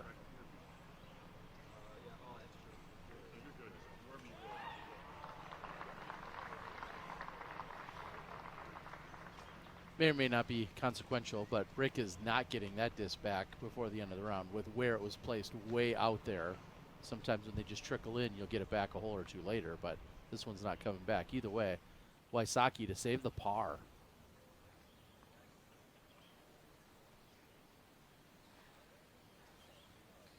Of course he does. Because it's Ricky Wysocki. No one scrambles better than Ricky. And that was officially in circle 2, but a favorable lie mark there for Ricky Wysocki. It takes advantage. That feels to me pretty likely to be close to where he actually went out with that forehand running down the hill and then fading into the water.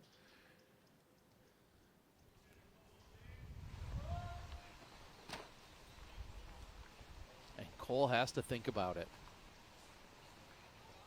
Oh, these 3 little trees they're a big problem. He'll continue to look as Gannon Buhr's getting ready to go next.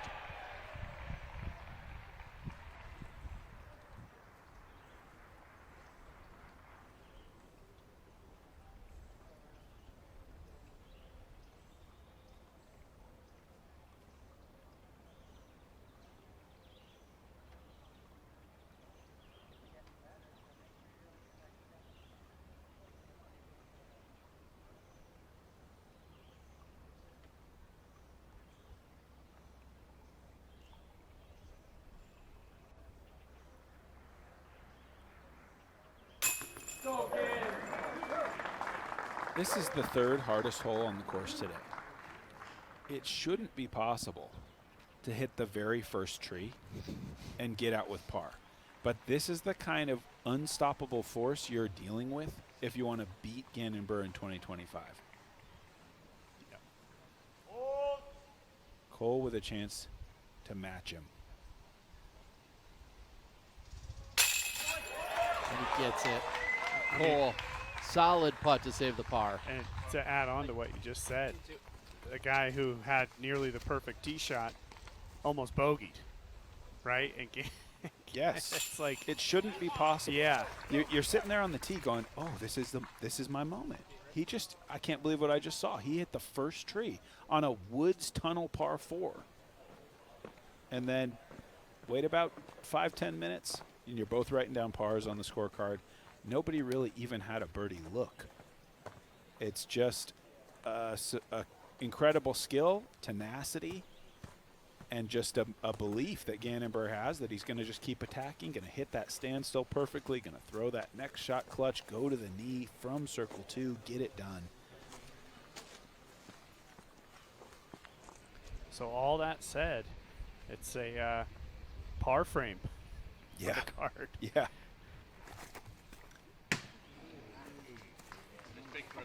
That was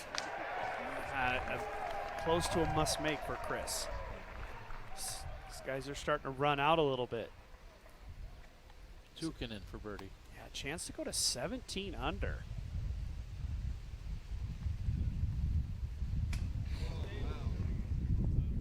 That was close to disaster. Still may be. That went a long ways away.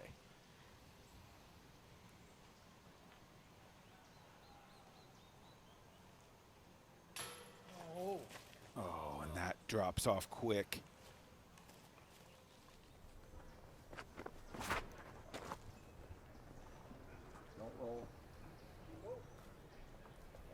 Ricky pushing it to the left side. It's going to be in circle 1. Yeah, I think that's Rathbun territory. We saw Rathbun over there earlier. I don't mind the left side if you can get a clean putt because it's a little bit more level with the basket. The castle wall, as it's known, up there by the basket, not as in your way.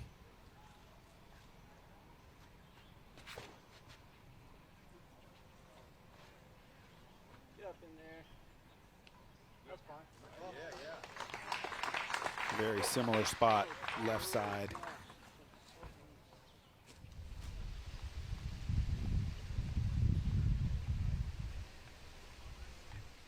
Seeing the breeze. And Rathbun hits the putt. He's trying to get to 15 under. You see the cut line at 14. So right now on the good side of it.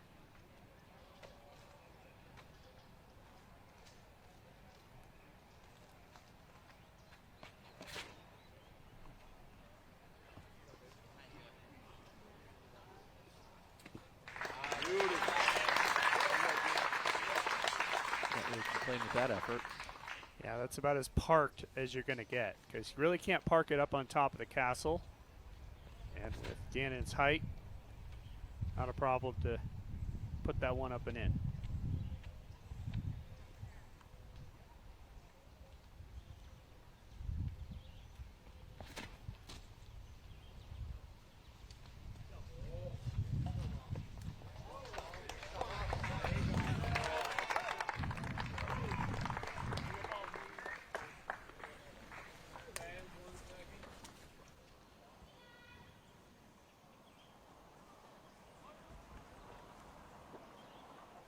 Chase coming back for the par after he just missing the birdie moments ago.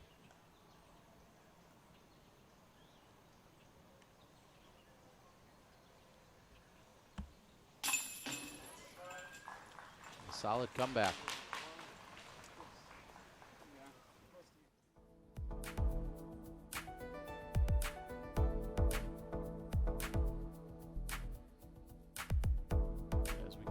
Today's competition. These were the 4 guys, all part of the Wildcard mayhem. And at the moment, Chris Clemens is out. Lauri Lehtinen is in with his 6 under par today, but he's sitting at 14. So if you want to get in without a playoff, at the moment, you need to get past 14 under with Lehtinen already in the clubhouse at that number. But look at every one of those guys bringing it today. Mm-hmm.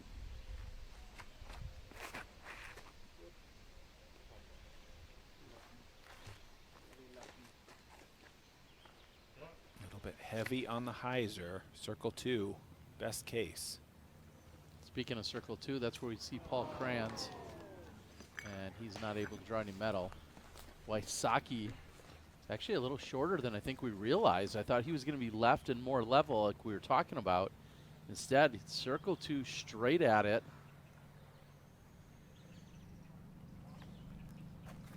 And not a problem. Ricky Wysocki connects again. He's going to go to 27 under. That's his 4th circle 2 of the round already. And he had a couple really close ones as well early in the round.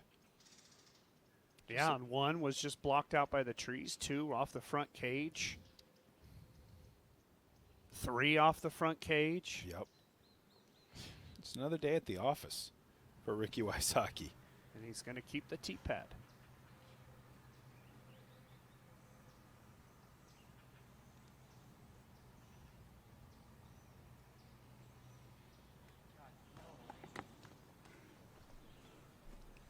Just a little bit awkward for Cole. Just been in that position. It feels like so much. I'm at the edge of the circle. Gannon Buhr is parked. Overwhelmingly, he's delivered in those situations.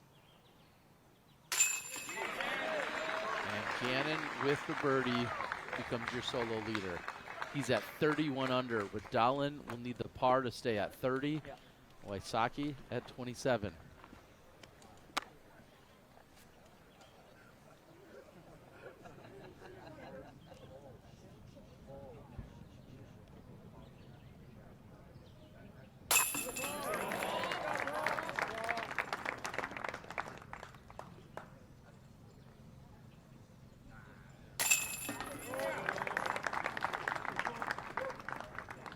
Redalen loses a share of the lead by taking the par. Just barely past the halfway point in the round. Tukinen, tee of 15.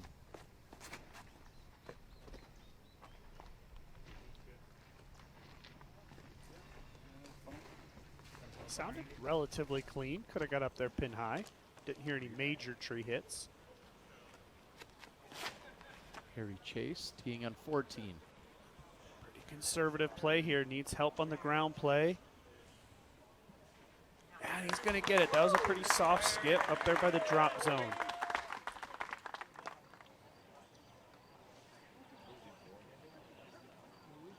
Yuli on 18. And he really needs an eagle, unfortunately. Oh, I don't think this has it. No. Doesn't make the green on his second shot. Yeah, and a throw-in would have got him to 14 under. Unfortunately, it's going to be par at best for Yuli. Likely a bogey, which means 11 under as a total for the weekend. Yep, that's just not possible, unfortunately. It's a good effort by Yuli, just going to come up short. And we're on the birdie zone. Thanks to our friends at Birdie Pro. We've seen Todd and Steve Dodge out there throughout the weekend. Of course, your host for our event and photobrothers.com, where you can pick up your favorite board game. That's Birdie Pro. Just think out here, kind of in the middle. On the left side is kind of center left is ideal. Gives you a pretty good line heading down that gap. So downhill, we're talking about a 500-ish foot tee shot. 475 somewhere in there is really ideal. But really, as long as you find a decent lie, you can mostly attack the green. But if you look just on that right side over there, those are all taller Christmas trees, man. Yeah, that's what we saw Ricky tied up in yesterday.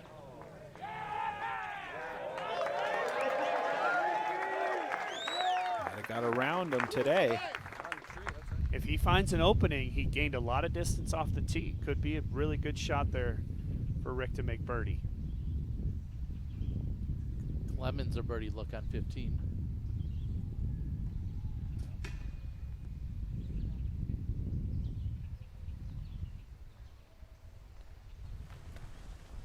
Chris running out of opportunities.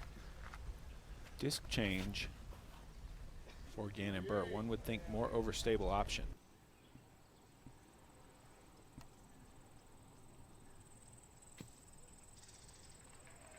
Like he found an opening.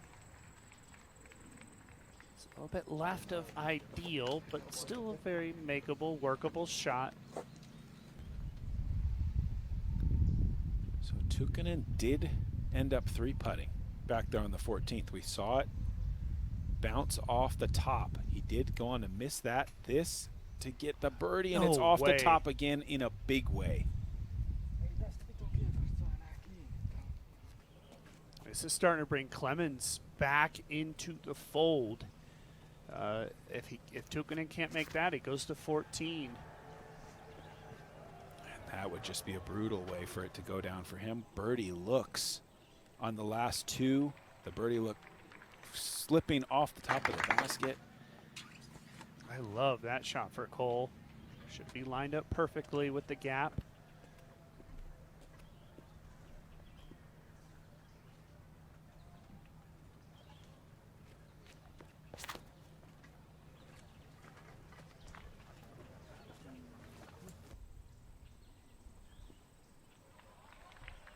That might be enough power on it. Need to get that a little flatter. Push it out more right. I mean, this guy has missed at least 5 putts that we've had on camera.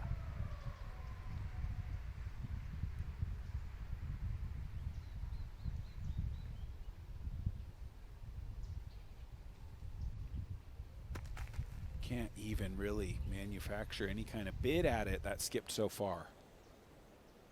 Back-to-back bogeys.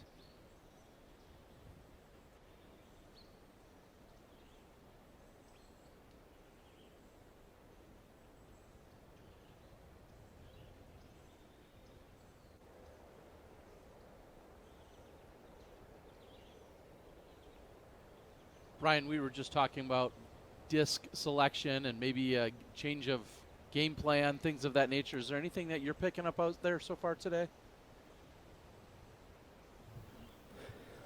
Yeah, I actually just got done. Kenny hit this mania. The PD. What the yellow. The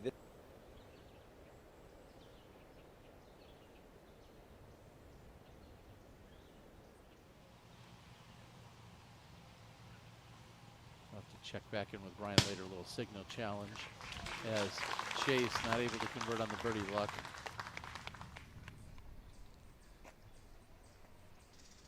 So now you have Rathbun at 15 and 3 players at 14.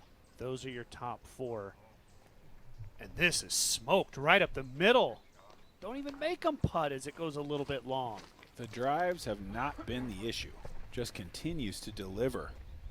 Another opportunity for Tukkanen.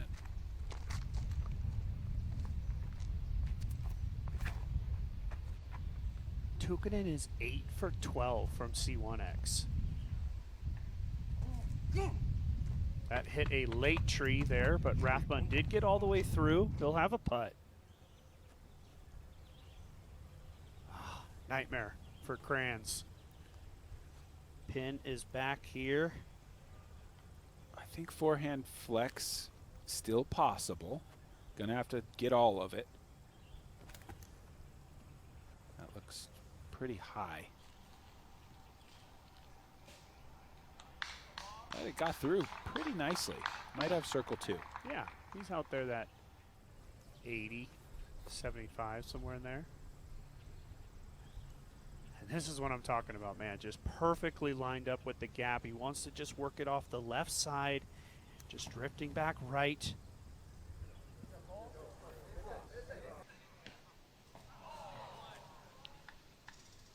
Not a helpful kick, but certainly doesn't take him out of range for birdie. Yeah, he was just a little light on speed there. He needed a little bit more juice.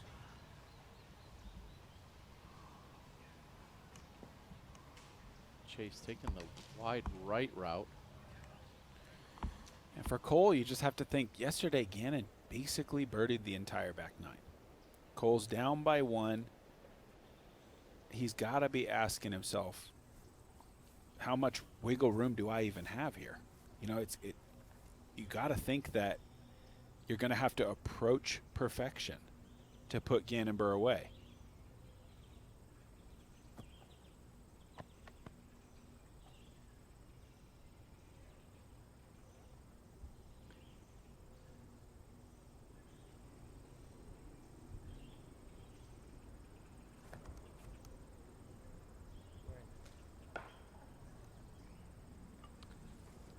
Okay, that ought to net Redalen an opportunity. Gannon not able to find the gap. What you just explained with the situation for Redalen is exactly why players like Ricky, Gannon, Paul Macbeth, and all the best players ever always have the upper hand, because the players behind them think they have to be perfect. But you don't always have to be. Sometimes it's just about coming up with a big shot at a big moment. This is a situation like that for Rick. He's kept the tee pad for 4 holes now. Chance to nail this one, be close to the pin, and let the other guys scramble. But the best players, man, they're always the hunters.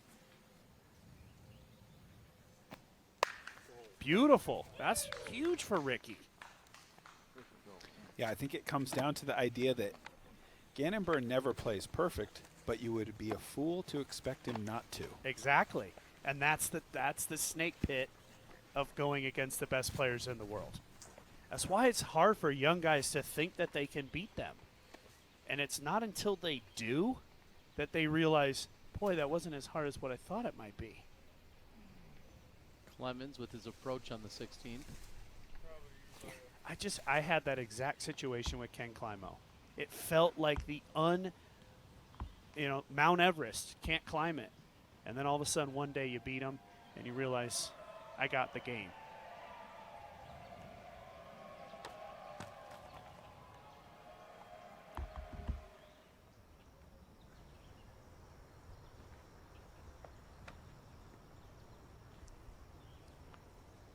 Here's when Gannon Buhr loves to just crush your dreams, just as everyone's thinking, okay, I'm going to get a stroke on this guy. He finally made a mistake, and then he cans one from out in the fairway. Can he do it again? Go. Oh, my inches goodness. short. That's 90 feet. He does it all too often.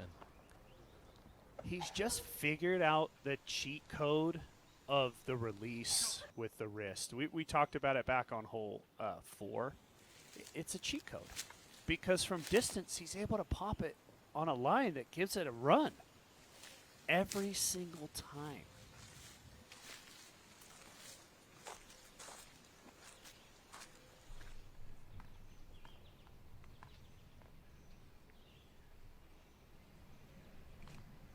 Gavin's got a birdie look. Nervous times upcoming with 17 and 18 looming. A must-make for Tukkanen here because Nestore's had trouble on 17. There it is. I don't think Nestore's gotten out the gap cleanly on 17 from what we've seen.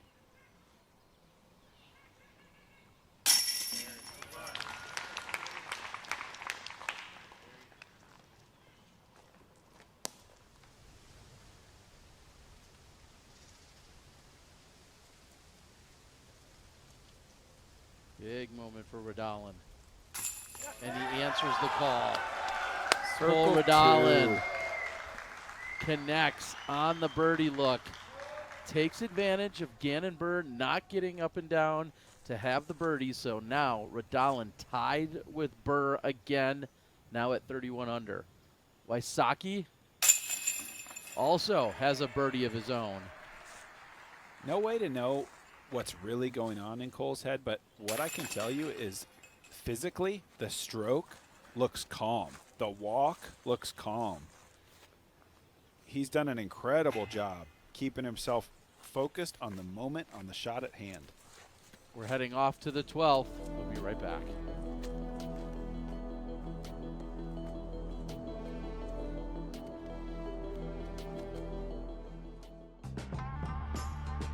The Mach 2 is a legend. For decades, it has been the go-to basket from backyards to courses around the world. Now, we've taken that same trusted design, the same legendary durability, and upgraded to Pro. The Mach 2 Pro features a 24-chain configuration that honors its heritage while setting a new standard for performance. This is the basket you know, perfected for the player you're becoming. The Mach 2 Pro, coming this fall. Made from the earth, Rhino harnesses the power of plants and the sun to create topical performance products that are good for us and our earth. Formulated by a pharmacist and built by a chef, Rhino's unique line of products helps adventurers perform better and enhance recovery.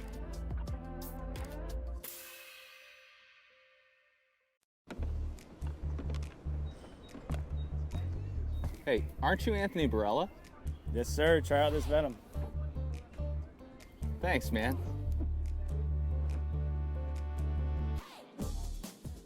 Ooh, Calvin, looking good today. Calvin Heimberg. Sorry, hey, oh, sorry, excuse me, hello, hey, thank you. A Naqua, I'm looking for a Naqua. Do you have one? Hey, Jerm, you can't cut in line. My apologies, you may have noticed I just cut you in line. I'm just looking for a Naqua. A Naqua? Here, use mine. Got it, thanks. Hey, hurry up, man. You're taking forever. Sorry, man. No 30-second rule here. What about that 100% off player discount?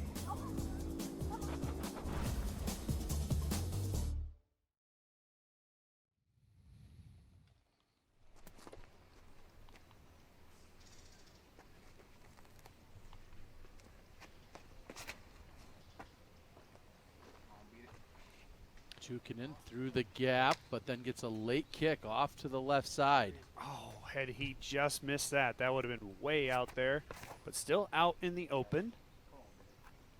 Same for Rathbun.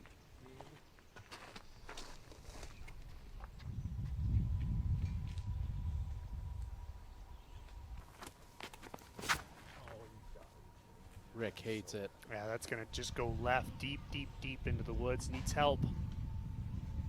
Looked like a slip on the tee pad. Yeah, that's the danger of throwing the overstable disc here on 12, because if you don't rack it way up high right, it's just going to start falling off because all the gravity's pulling left down the slope of the hill. Alright, is it? Something on the pad. What is it? Wasp. Oh, a wasp, something I really don't want to mess with.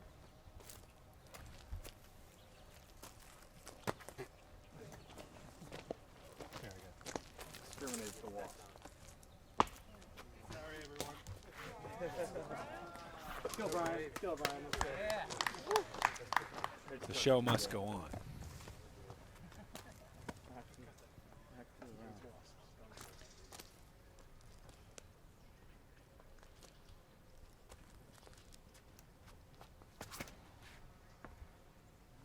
Pretty low. Did that yesterday, got caught up, but gets through today. Tench.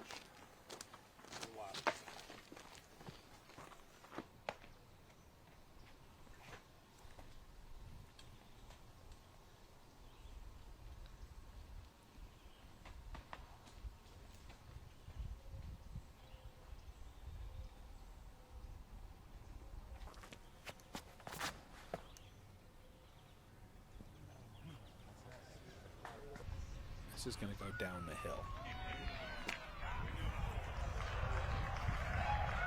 That is crushed. Like potential jump putt. Yep, I think he'll certainly, if he can, he will. Chase on the 16th.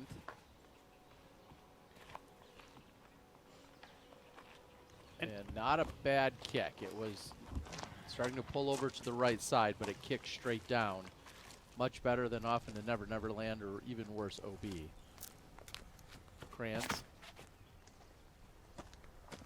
Tee of 12. Great And shape. Yeah, he's going to love this.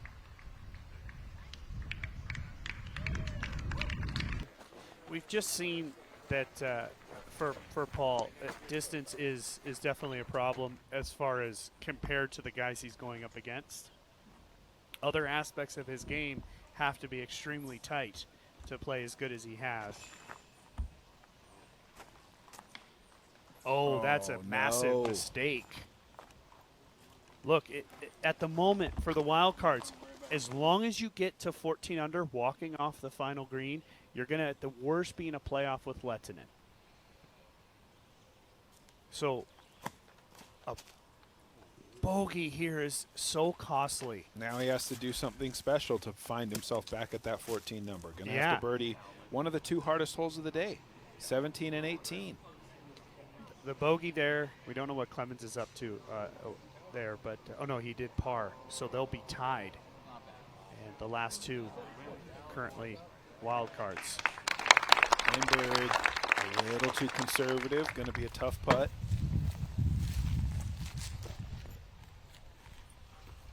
So Wysocki's going to try to go heavy angle.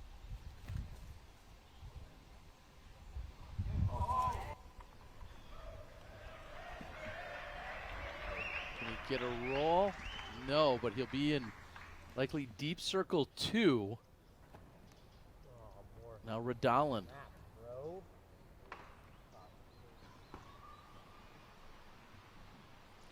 Not even quite as far as what Wysocki just got to. He'll be open, should be an easy up and down, but Redalen, good chance he's losing a stroke here to Gannon Buhr.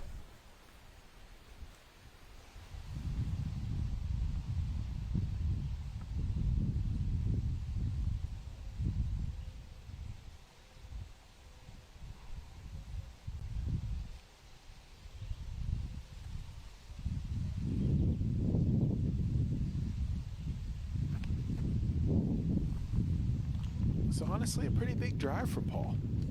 This was really solid distance there. Got the height, got the turn perfect. Unfortunately, didn't get clean down to the bottom.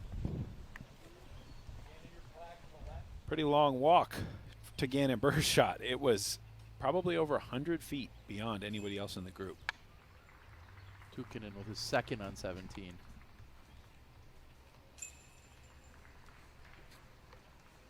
Oh, yeah. He'll love that. He'll be able to see the basket. Opportunity to just lay it up. Keep it close to the pin.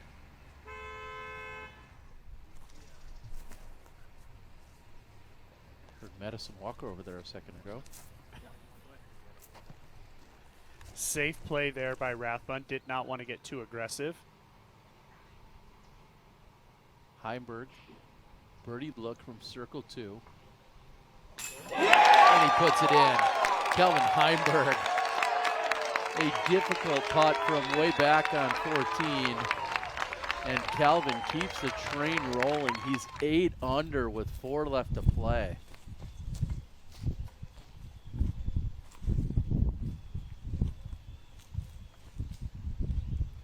He's got that same mid-range that he used on hole 4. So expect the putt, unless he has a stack of discs that I couldn't see underneath it. Yeah, if he goes for the jump putt, there is a lane. Yeah. But it's very tight. I think this forehand is just, you know, the least obstructed line. A little bit wider there.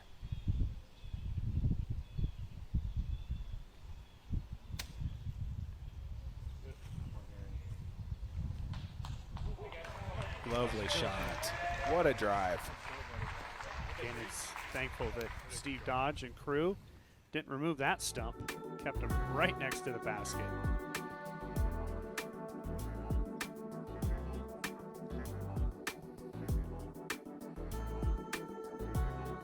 Will that bogey affect Matty O? He's going to need a par or better on 18. You can see he's still ahead of Jake Mon by 9 points. I think the birdie is safe. The 9, a par, some stuff could still happen for Matty O. Redalen needs this to keep a share of the lead. I think you got to be a little careful here.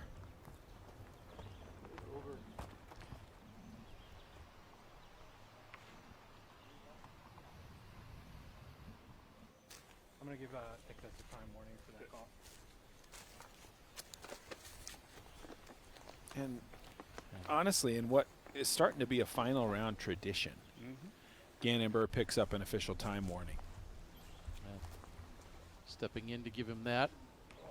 As Ricky launches it up. I believe that also means Gannon Buhr has to buy a meal for all of his closest travel buddies. Isn't an official penalty that they've offered up, as Paul Kranz is just off the front of the cage. It's not going his way. Not the Paul Kranz that we've seen on camera over these last couple of weekends. Today it just doesn't have it all together. The time warning is not a meaningless thing, though, because obviously the officials have to put the players on the clock and enforce the rules. They are not really able to exist in the gray area that players sort of have a bit of leeway with. So Gannon's going to have to really be careful coming down the stretch. Cole with a nice par putt. If he gets himself in a tough spot, you know, some shots take about 30 seconds to do even at normal pace if you find yourself in a weird place, kind of like he just was. And you think ahead, you have a hole like hole number 17 upcoming, or hole number 16, you get out of position. There's certainly times where that could naturally just come about again, and the next time violation is a 1-stroke warning. It's a 1-stroke penalty. Or, excuse me, penalty. The warning is free, so to speak. It's just that. Yep.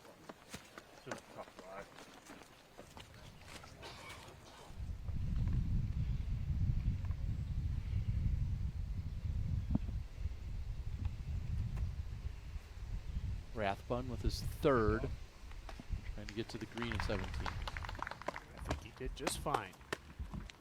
Critical tee shot here for Chase. That bogey on the last hole has now brought him into a tie with Chris Clemens at 13 under. They are tied for the 4th wild card position.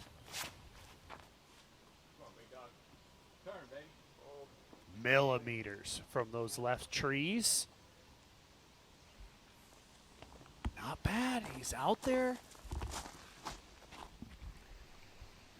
I don't know how much line he'll have to attack for birdie being that far left. And a par putt for Chris Clemens. If he misses this, it goes to 12. I mean, he's going out. to need a birdie on 18. Just to get to 13. To get back to 13, which is where Chase is currently sitting. Just outside of 40 feet. It's so scary because it's a drop off behind the pin too.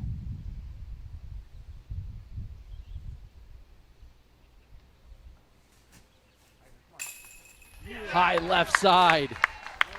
What a putt. Wow. And advantage left-handed player on 18 as well. I mean, a good tee shot should give himself a decent chance to make birdie. That was way up on the high left side. Then it ultimately slides down and in. Oram on 18. Playing for par.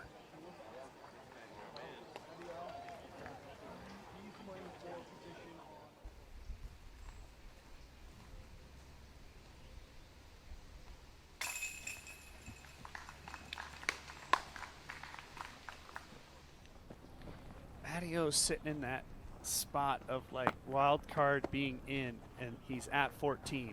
A smart play there. That's 2 opportunities to potentially get into the Tour Championship, though it may be a wild card playoff for Mattio.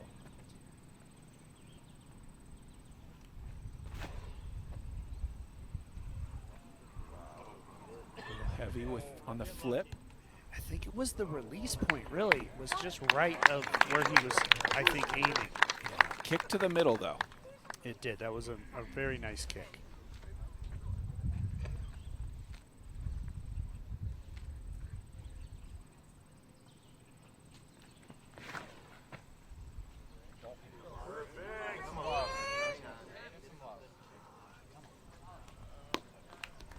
I don't love the disc selection there from Ricky. I think way too stable. These players, the ones that work out to get the birdie, they work off the left side, drifting back towards the middle of the fairway. Ricky went with something very overstable. This pine tree is a great aiming point, and letting it drift right from there. Go in the hole. You got swing low. It's also right. And a bad kick. Right and short. All 3 of those guys were 15 to 20 feet right of their aiming point. Gannon likely got the best of all 3 of them, back into the middle. No flip. And just a reminder, this is the hole Eagle McMahon aced today. Down the hill. 460, 480, something like that. Incredible.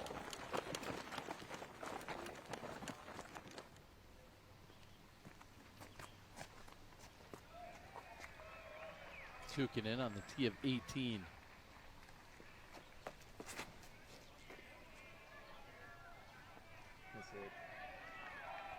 Tukinen should be aware. I hope he is. He does not need birdie at all. He just needs a par. Same for Rathbun. Needs to get down. Should be okay.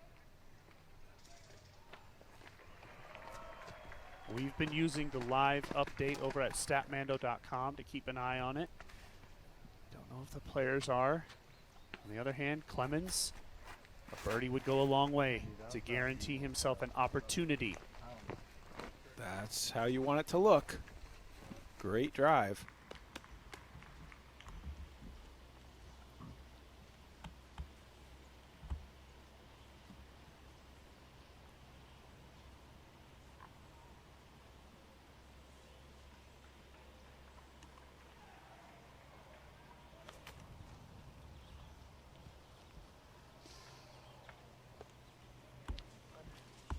That's going to be buried in the corner. Very questionable play there for Chase. Orem with his third shot. And that's going to be enough for a previous MVP Open winner to secure the par as he closes out. Man, if Chaser Clemens gets up and ties with Matty O, that tie could take points away from him. This is a difficult shot for Cole. Made it look pretty easy, though. That's well done, though he's going to have to straddle most likely. There's quite a few trees really close to this basket. He did a good job with the speed control there coming down the hill.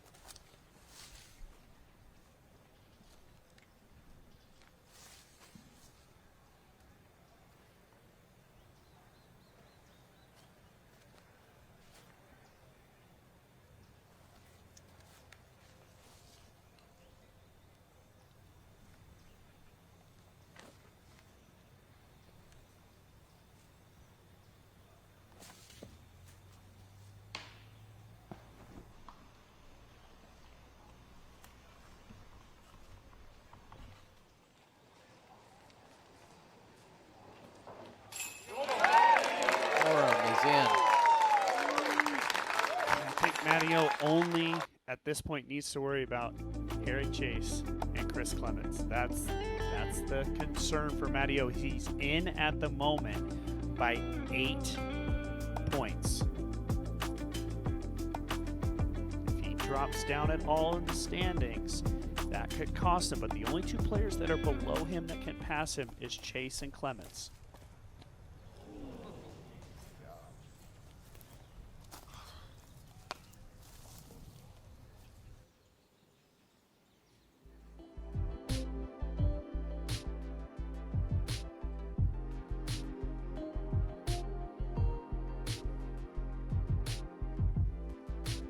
Isaac Robinson and Calvin Heimberg have both moved up today, surpassing Paul Kranz. Yeah, Isaac 9 down on his round with 2 bogeys. Buhr. And slips. Oh, wow. That's a big slip there by Gannon. That's going to go down the hill. He's going to have a couple of trees to deal with, plus all the elevation. That being said, Redalen dealing with trees. Ricky. Think a little bit closer. Look at all the branches. All these ones right here by our camera. Yeah, he may not have a look coming back at it. It's the double-edged sword of that supreme confidence and that incredible putting stroke. He felt like it's a green light go from 60. Can he save it?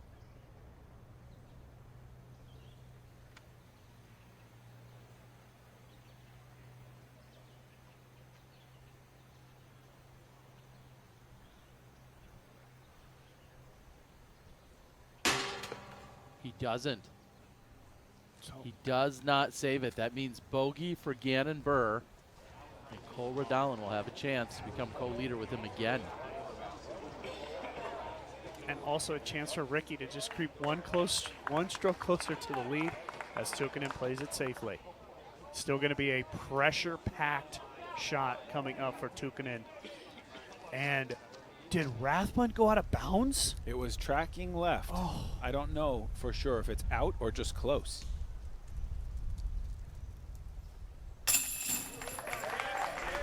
Stroke gained by Ricky within 3.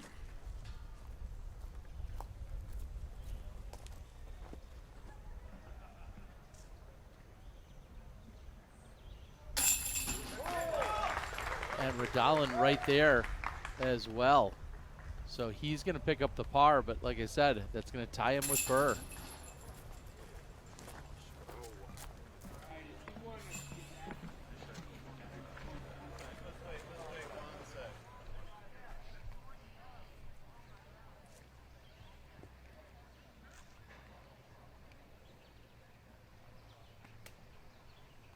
Rathbun was... It's really tough to tell the situation. Let's let this play out. It was hard to tell. The scorecard is not conclusive at the moment. Big shot for Clemens. Needs a birdie here to guarantee himself a chance. Come on now. Goes inside the big tree. Keep pushing forward. Yes. Fantastic clutch shot from Chris. And most importantly, took advantage of being left-handed there. Had to get on, and it's parked. Not going to miss that one. Take another look. And there will be no pressure on the 5-foot putt.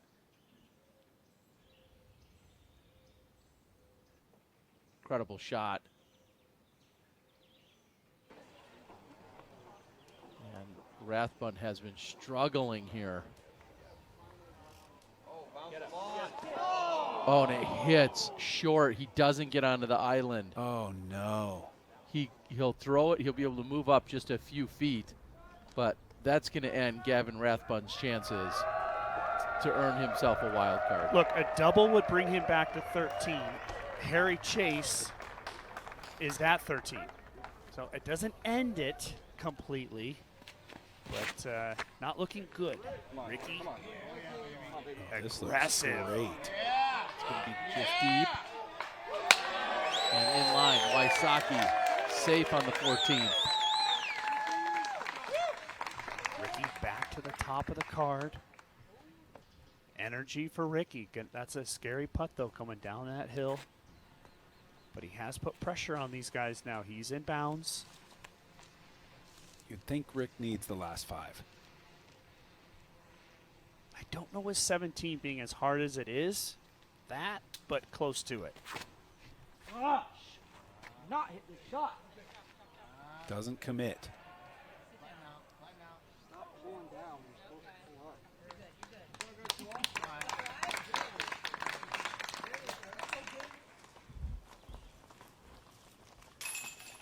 Chase ultimately in for the par. Did well out of that corner area.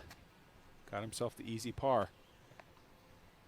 Can Gannon jump on this opportunity? He's been throwing this shot very well.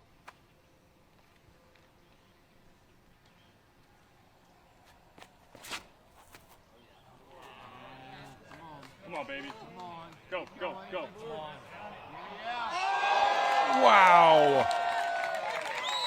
Off the podium, Gannon Buhr nearly slams it in. It checks up right next to the basket.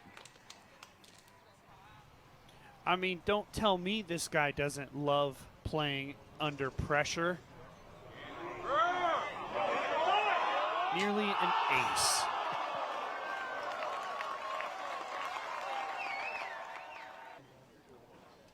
Nobody is more confident giving that the height and the width. Every time he stepped to that tee, he's just sent it into space. Perfect judgment. That, as long as Tukkanen can make that putt, he locks himself in. Playing Tour Championship. Change your flight. You're not going back to Finland so soon. Oh, and a big shot there by Chase. Perfectly in the middle of the fairway. We gotta wait to see what Rathbun does to see what Chase potentially has to do. I don't know if they're aware fully of the situation.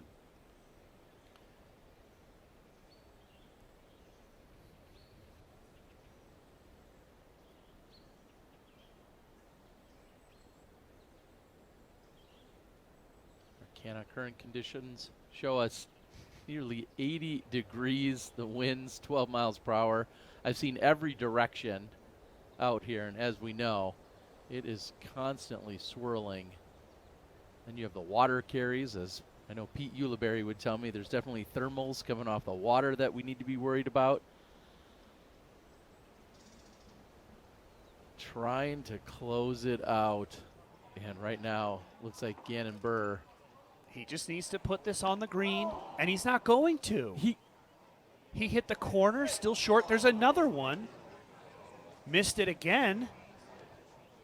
An explosion from Rathbun. He's done. Okay, Harry Chase needs a par only. If Chase bogeys, he brings back into play Rasmus Saukaripi. into the chance for the playoff.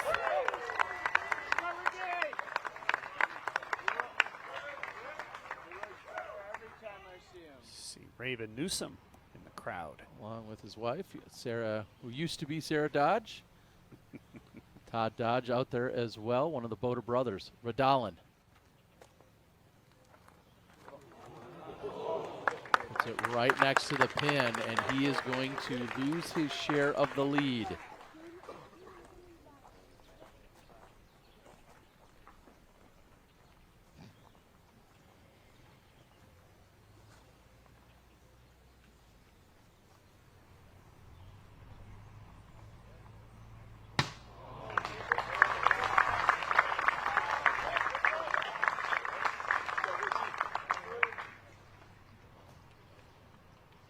Rick trying to stay within 3 of Gannon at this point. He's at 28.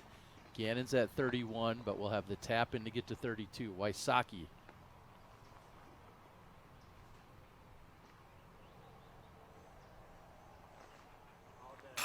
And he knew it. The fist pump from Wysocki halfway there. He's still within 3 of our leader. This is not over by any means. I believe if Ricky can be within 3 at the tee of 17, he's still a factor to win this tournament. I think any one of these 3 men are. So big putt there by Ricky. It's a 3-man race for the title. Couple of more really good birdie chances upcoming, and then 17 and 18 is a roll of the dice.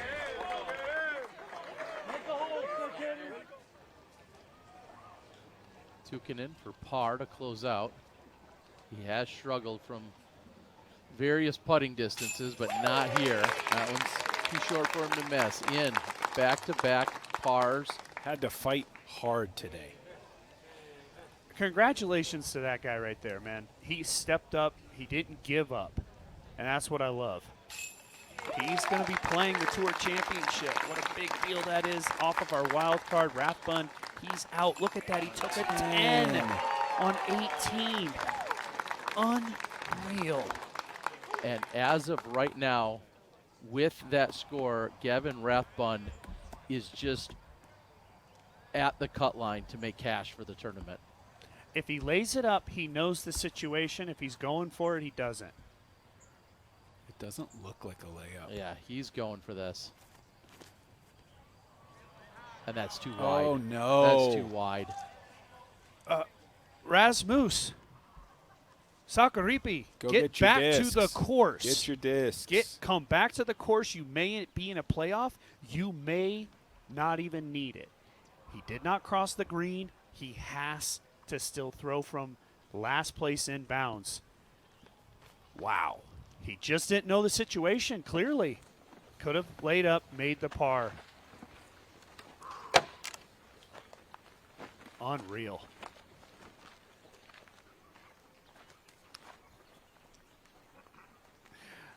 I just love disc golf, man. This is unbelievable. 3 of the best players in the world going at it, and guys fighting for the Tour Championship. What a day.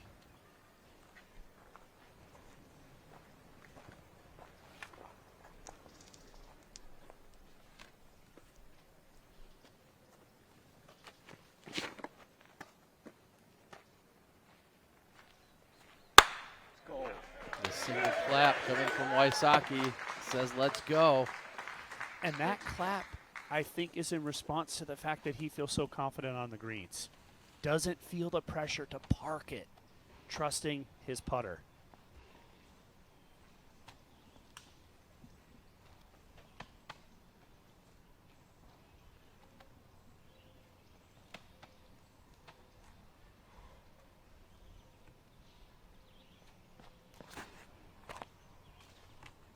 Playing the big flex. Come on.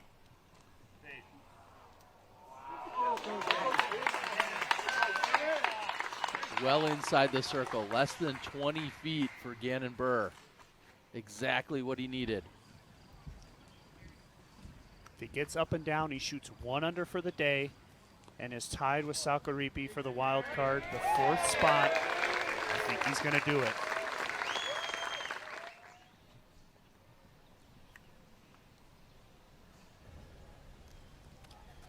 Critical shot for Cole.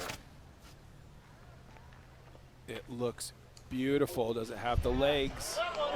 It certainly does. What a shot.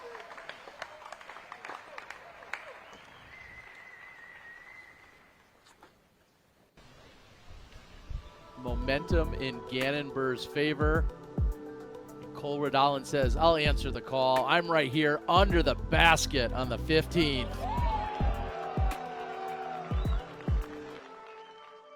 Our Birdie Pro champion has been crowned. I play Birdie Pro. I play Birdie Pro. I play Birdie Pro. I play Birdie Pro, and I win. You just won $500. Yes! Go to BoaterBrothers.com and get Birdie Pro today. When the everyday excess falls away, and we instead prioritize what matters, we find we can go further with less. Siggy Skier, full of protein, less ingredients, less sugar. Less sets you free. If you had just one throw to win, would you leave it to chance? At OTB, we make sure you never have to. So why step up with the game on the line without knowing if the disc in your hand is the right one? Because when it matters most, guessing isn't enough.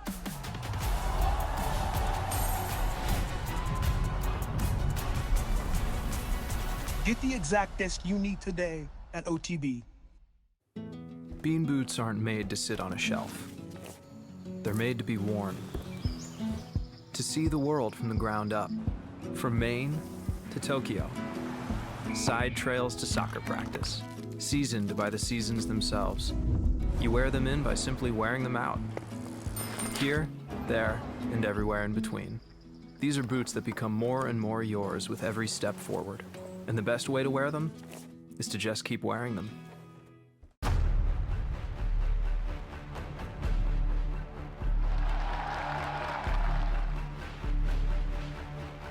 Down.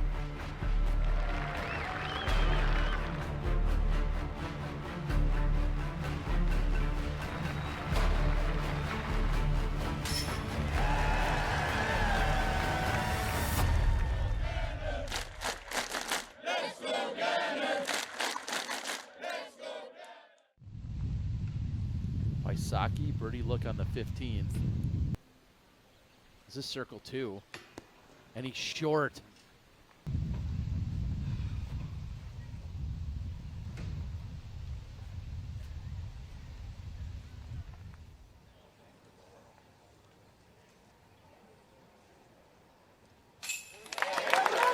Harry Chase taps in. And he'll be excited, pleasantly excited to know that he will be in a playoff with Rasmus Saukaripi, the angry otter out of Finland, going up against the pride of Rhode Island.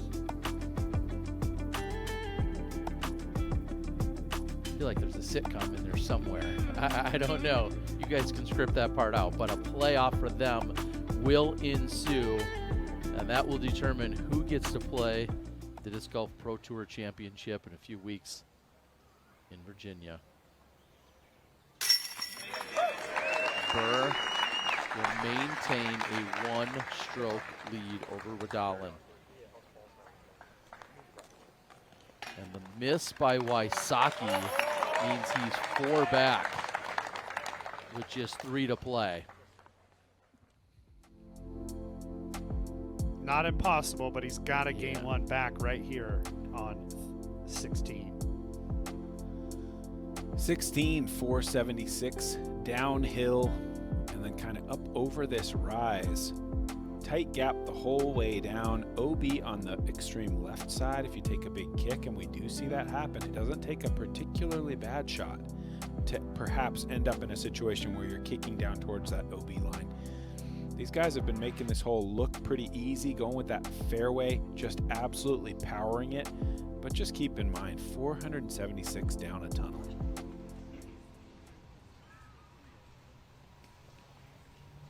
I think if you're Ricky, he knows that course. Knows the course. He knows his hole extremely well. Just what you said. A particularly bad shot can go even worse.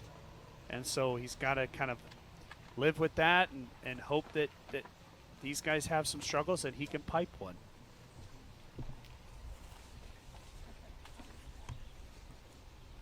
Just want to shout out Lauri Lehtinen, who shot a 6 down today to come back and take one of those wild card spots.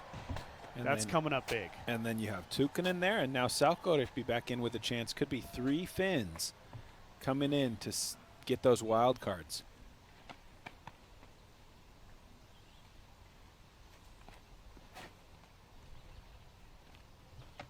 Gannon struggled with this one yesterday, pulling it right. Did not birdie 16. Done it again. That's right, going right. How lucky was that kick out? It fights all the way through, missing all of the trees, and then somehow bounces back out to give him a wide open look and stance. That's crazy. For the most dangerous player we've ever seen from that range. Yeah. But door open for Redalen.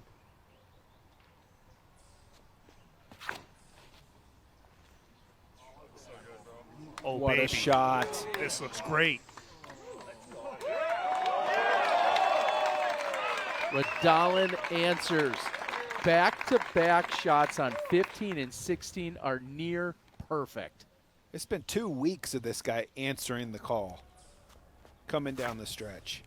So impressive. Yeah, he made one little pressure mistake last week. Paul took advantage. As of right now, he has stepped back up and hit that thing. That's how you draw it up. Drawing off that left side, moving right, finishing straight. Advantage Redalen here on 16. Ricky's going to have to step up.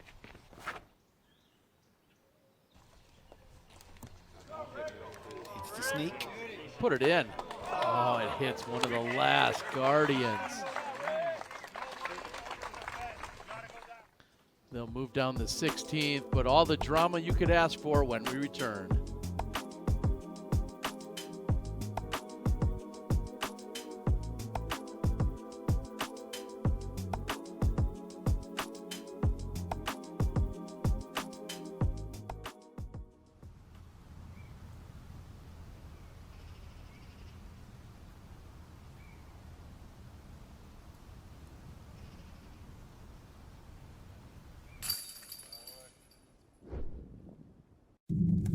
Overstable wallets.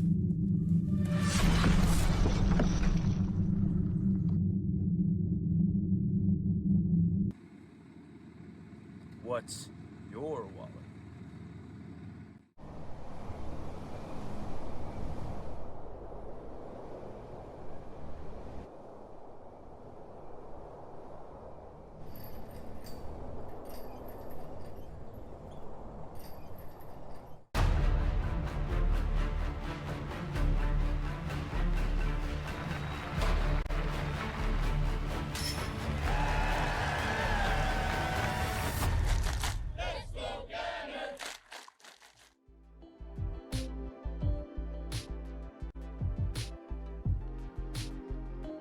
Burr's going to need to make another long putt. Otherwise, he will be co-leader with Cole Redalen, who's all but underneath the basket. I mean, he's right there for easy tap in. A lot of ties out here this weekend.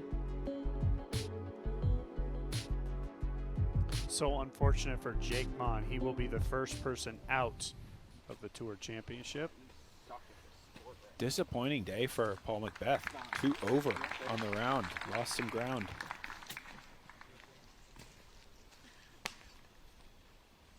We are in must-make territory here for Ricky Wysocki. He's been brilliant from Circle 2.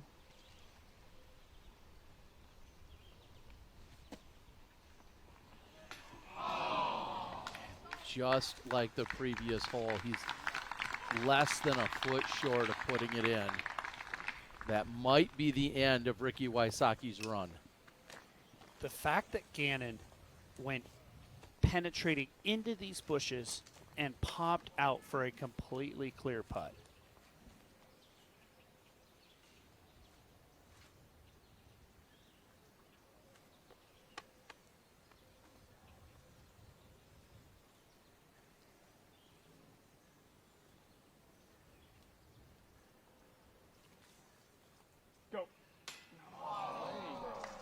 Gannon also just barely short, not able to connect. He knew it. He said go. 6 inches low.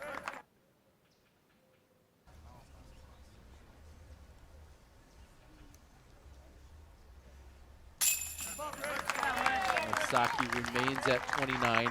Our co-leaders will be at 33. 4-stroke deficit for Wysocki. 2 gentlemen in front of him. Doesn't look possible. Redalen to tie. Fantastic birdie. And this is just the dream scenario for Steve Dodge and course advisor Charlie, changing hole 17. This hole is a massive factor. Brand new tee pad this year, playing as one of the hardest holes for the entire weekend. Just 2 left to go, the daunting 17 when we come back.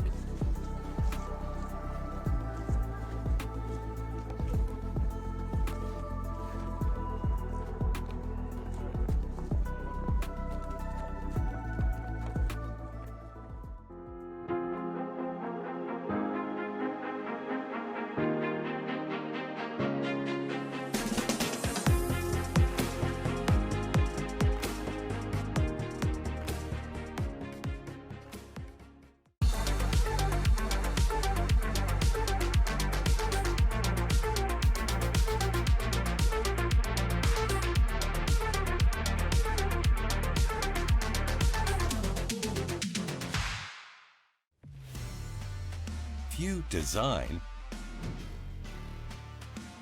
if you test, if you manufacture, there is only one technology partner you need. TriMet Group is the leading provider of design, engineering, and manufacturing solutions for thousands of companies across North America and Europe. Innovation starts here. TriMetGroup.com. As a longtime resident of Massachusetts, I think of this region and I think of community, connection. Maybe it's the beauty. I think beauty can be inspiring. 3 words I would use to describe this region are warm, supportive, kind, interesting, and fun. Welcoming, family-friendly. The diversity of the seasons, the diversity of the people. So much vibrancy, so much arts and culture. Loving. Historical. Legends built it. The next generation is elevating it. The most dominant team in disc golf history just got deeper. World champions, record breakers, the future of the game, united under one banner. This isn't just competition, it's a legacy in motion. This is the next chapter. Discraft, built for flight.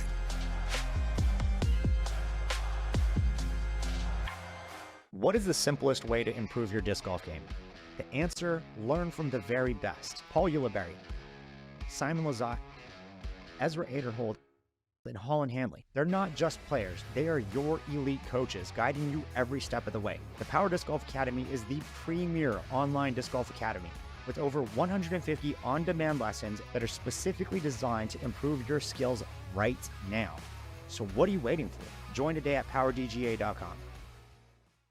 Hello, I'm Steve Dodge. Welcome to the first permanent disc golf installation put out by Zuka. I'm standing on the Zuka deck at Maple Hill. 10 years ago, Zuka came on board as the first major partner of the Disc Golf Pro Tour. And that partnership continues today, right here at Maple Hill. Come enjoy the Zuka deck at Maple Hill, one of the best places on earth to watch disc golf.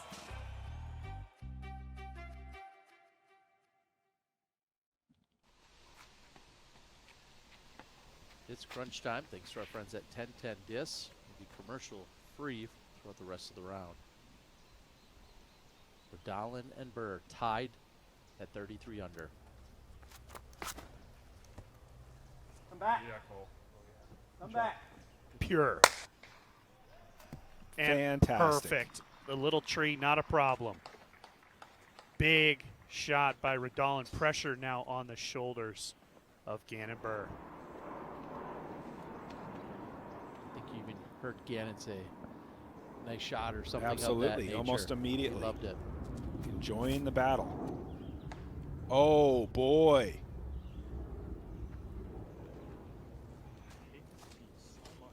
Huge advantage to Redalen. Not going to give any predictions because we're talking about Gannon Buhr here, but statistically, any disc that has hit these two trees, initial trees, has gone on to bogey.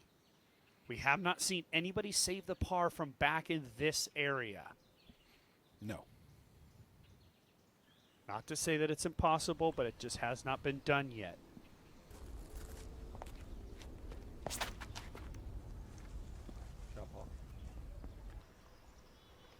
That's a beaut as well. Very nice by Paul Krantz. Wow. Extra 15 feet to what we just saw from Redalen. He's going to love that. Just thinking forward, were Redalen able to take a stroke lead to the 18th, how important that tee shot is to act second if you can achieve it. Yeah. To act second and let Gannon Buhr's play happen, because likely you're going to be forced to go for the green. But if you aren't and you have an opportunity to lay up and win safely, chess match kind of stuff as we get down to the final hole. Looking at the change here on 17. Certainly brings in more drama. The old hole, one of the easiest on the course. The big forehands from these guys would have set them up in the garden spot. Not much left to do to secure a birdie, not anymore. Now you have to hit that tiny gap. We saw it from Redalen. We see Buhr off the tree, kicking right, probably the worst result he could have got off that tree, because now he's got so much distance, and then it just hooks so hard right down into this little cove, back over the rise, downhill, little bit of a drop off behind the basket, makes that putt all that much more difficult if you find yourself in circle 2. And I'm really feeling as if the best Gannon Buhr is going to be able to do is just get back to the fairway, and then from there have to try to make an exceptional shot to get to the green. Being on this road is important. I mean, the fact that he's got a swing. I think he's done just that. Back to the fairway. He's still well short of where Cole Redalen landed. So it's going to take an exceptional shot. And the one thing, as we did that little flyover, we didn't totally talk about is the left side out of bounds up by the pin. When you're this far back, getting aggressive brings that OB into play. Cole's not saying I want one shot into 18. I want two. And I think in a similar vein of what you just talked about 18, the fact that Gannon has to throw right here changes everything for Cole. You can see the disc of Cole Redalen right there. Gannon Buhr, he's back in here. Ryan, what can you set up for us? Are they feeling any wind or anything else out on the 17th? No wind whatsoever. 400 feet or so uphill. It's got a little turn on it. This looks really good. Nice, Gannon. Wow. There's a chance. Unbelievable shot. Eagles edge. Save back, guys. I mean, again, doing what shouldn't be possible. If he can convert that, that's the second time he will have hit the first tree on one of the hardest, most technical par 4s on the course. The 9th, he was able to find a way to manufacture a par, and he's got another chance here. The one thing is that Redalen and or Wysocki, they won't know how close he is. They'll just know it's a good one. I'll have to go off crowd reaction here. What a beauty. Wysocki will get the birdie and move to 30 under.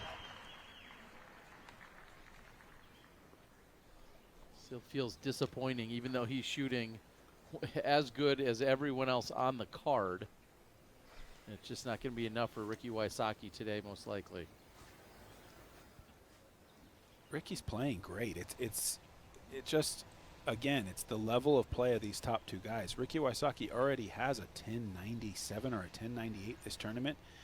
Had he done another one today, it still might not have been enough.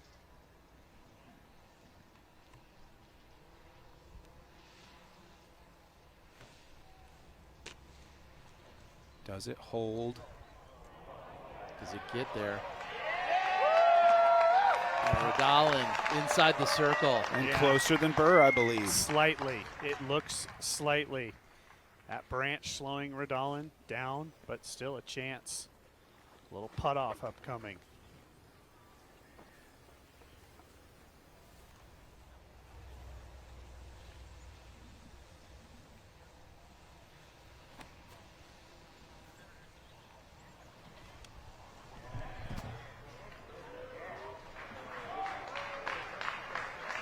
Great shot from Paul. And we know LL Bean believes that being outside is good for us in every possible way. Visit llbean.com today and be an outsider. We're going to stand down and let you guys warm up with Harry Chase.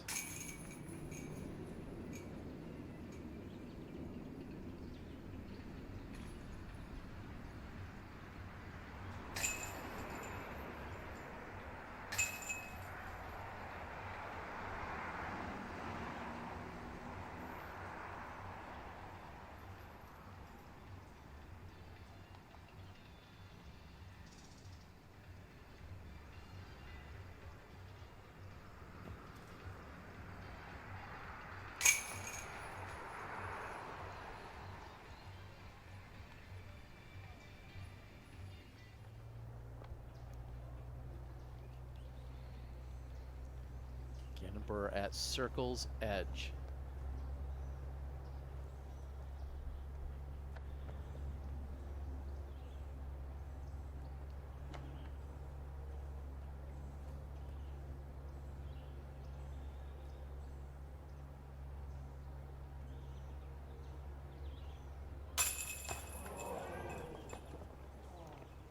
Left of center, and it doesn't drop for Buhr.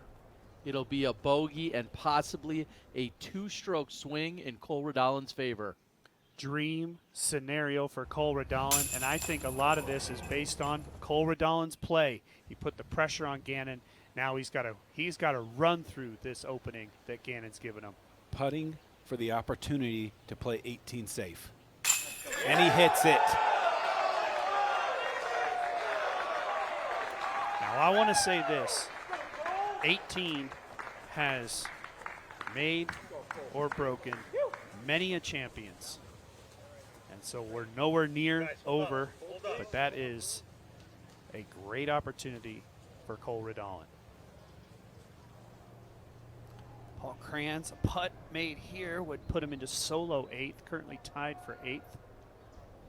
Would put him one ahead of Gavin Babcock.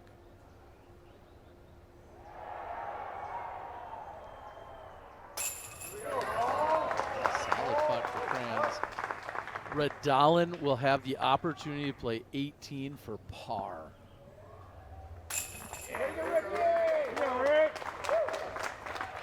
We saw it this morning with Missy Gannon. Playing 18 for par, the opportunity to win with 3 really good shots and a tap-in putt. That being said, it is so much easier said than done. And for Gannon, he has done well here on 18, making birdies. It was just a little high left, the putt.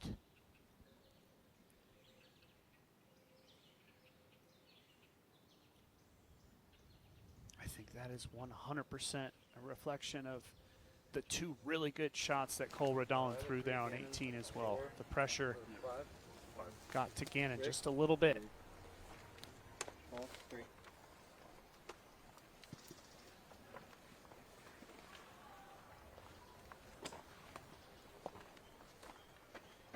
Remember last week, Cole Redalen was the person 2 back of Paul Macbeth heading into the final hole. And again, the hunted turns into the hunter here. A big chance for Cole Redalen.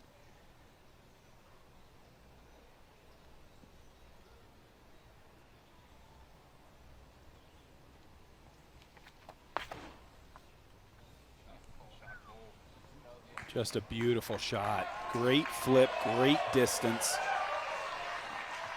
Everything you need in the tee shot on hole 18 to play for par. You would still love to act second if you're Redalen. Does Gannon Buhr throw in a miracle eagle? You want to have that information.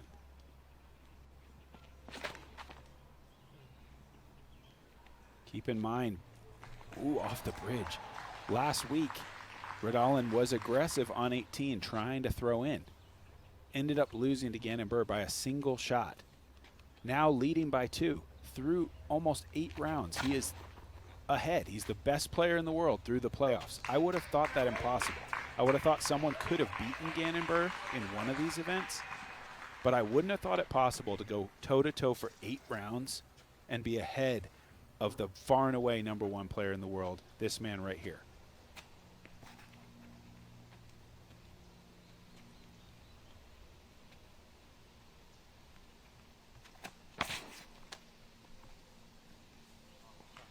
Looks great. Sure. Redalen is still out ahead of him. You can see the disc of Redalen there. So another dream scenario for Cole. Going to let Gannon Buhr throw first.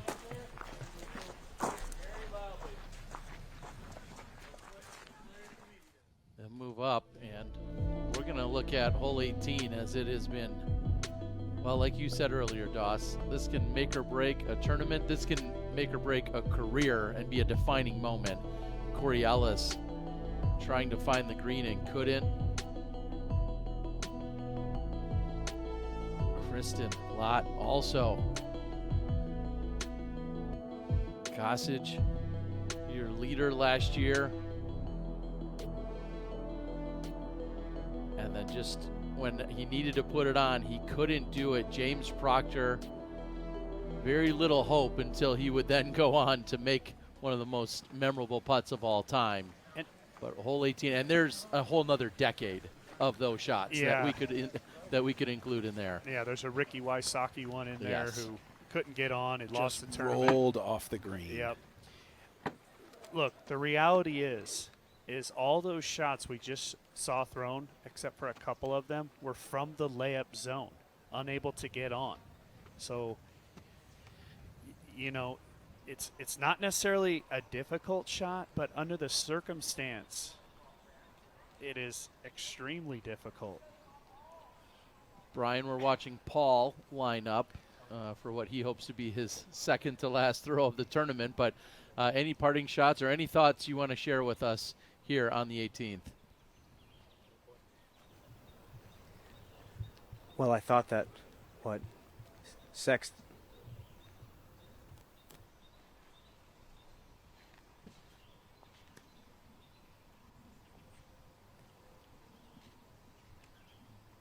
does not need a birdie here. This is only going to cost him if he does not get on. Oh, I don't That see little kick. That little kick. Oh. Massive mistake, in my opinion. Kranz couldn't move up really to go to up to. He could have birdied and tied Williams, but at the end of the day, he's sitting there in 8th place by himself. I just don't think he needed to do that, especially that far back. Yeah, the fact that he had to go to the flex, we haven't really seen anyone execute that.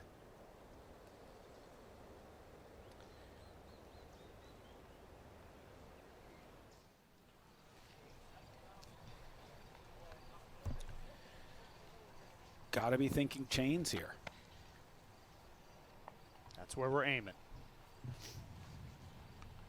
And actually, if you're going chains, maybe go a little tighter. Try to get it all the way up to the basket. Could potentially even take it inside. I don't think he's going to. But does he look for the skip? I don't think so.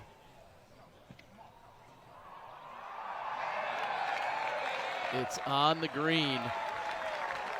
Didn't attack. All he can do, though, is hope for some kind of meltdown. And I know they're good friends, but at this point, he's just hoping for some kind of nervous meltdown from Cole Redalen, which is not out of the question for every reason you just said, Doss. I mean, so well said there, Terry. Gannon, smart in the sense that he's now flipped the script. And now this is all about Redalen because you know it's par and you win.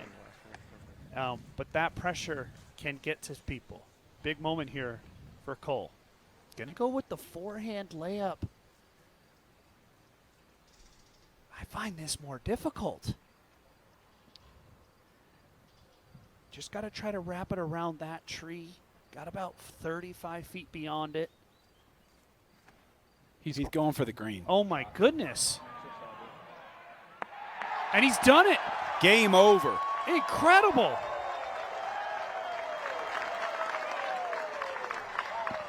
Trusting his game plan. A little insane, but just the way we like it. Dude, I am bowing down to Cole Redalen right now. Do you know the guts. gumption and guts and gusto it takes to go for this green? We just showed you 5 people that have lost their tournament here. And he says, I'm doing it. If he misses this green, he's going into a playoff. I love this kid. One of the shots of the year.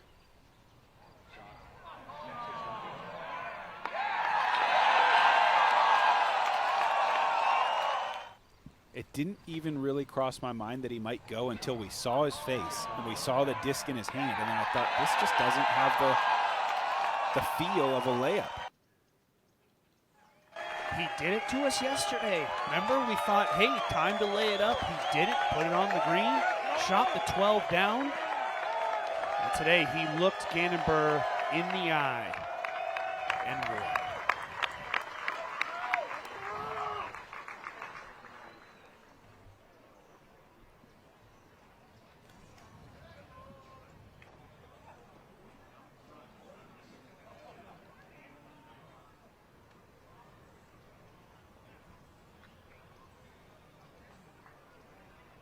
And for the 5th time, Gannon Buhr will not go home champion from Maple Hill. Cole lays it up. Ricky Wysocki will finish in 3rd. Massachusetts' own Paul Crayons putting up a good fight. Will close out. And with that, Cole Redalen, your 2025 MVP Open champion.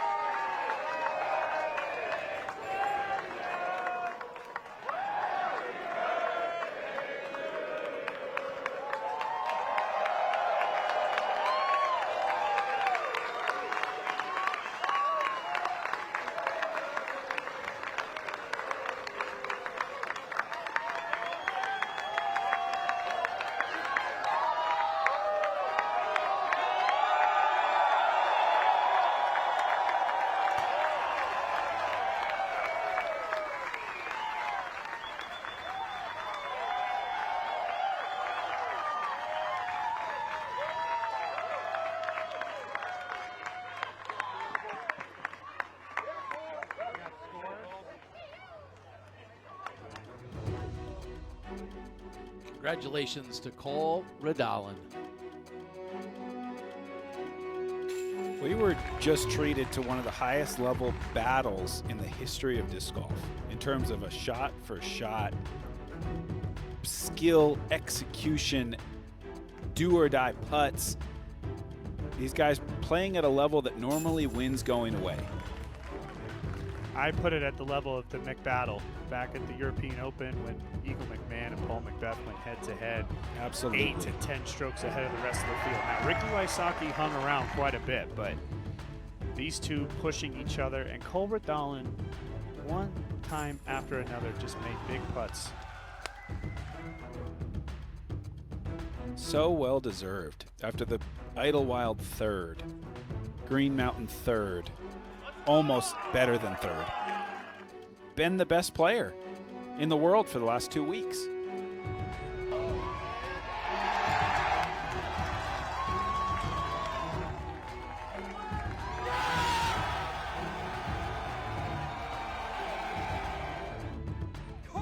Tomorrow is his birthday, so Cole Redalen will be celebrating big time tonight.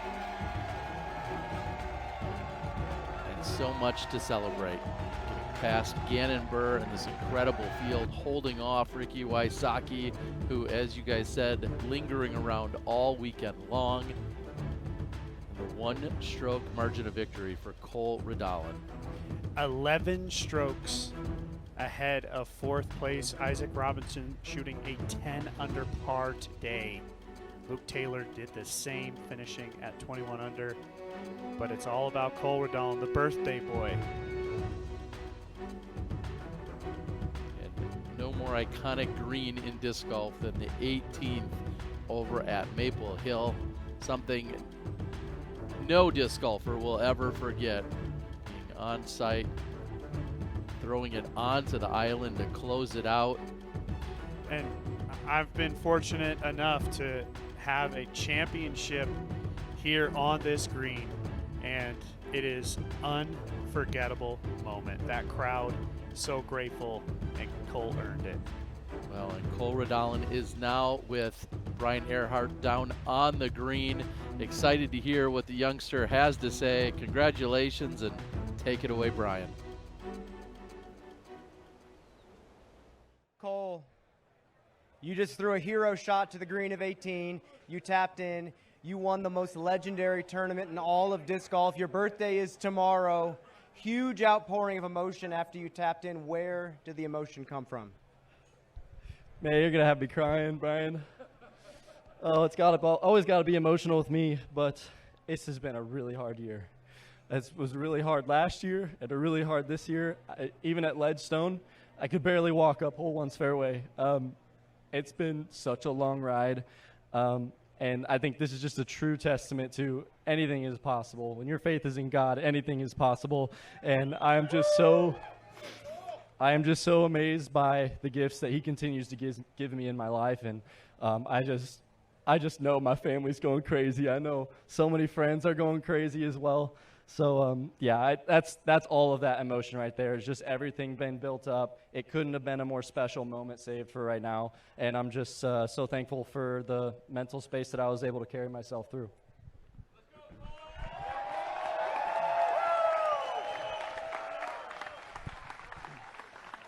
I mentioned a hero shot on 18. I think a lot of people were looking at the scores saying, if he goes out of bounds, Gannon birdies, it's a playoff. Why did you go for the green on 18? I mean, I was in perfect position. I wasn't about to try to throw the same shot, just shorter on my next shot. It was the same shot, but I didn't want to throw it again. So I knew I had the disc in my hand. I knew what I needed to do. I also knew that there's no way Gannon was miss that putt.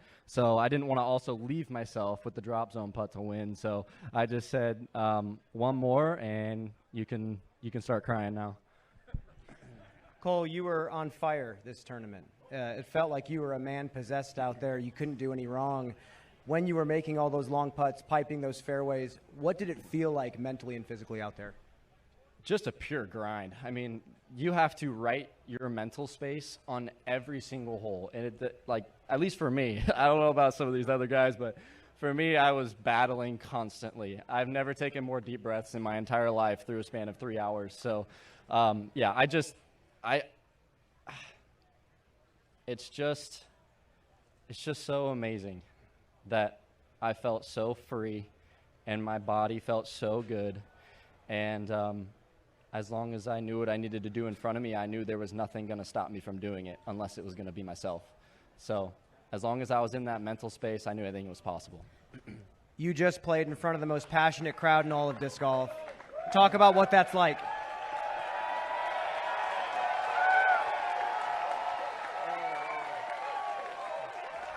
I'll say it again. Yeah, no. This is the most passionate crowd we've seen in disc golf. What is it like competing with them watching and then taking a victory down? Totally. I mean, you guys are so loud. Are you kidding me?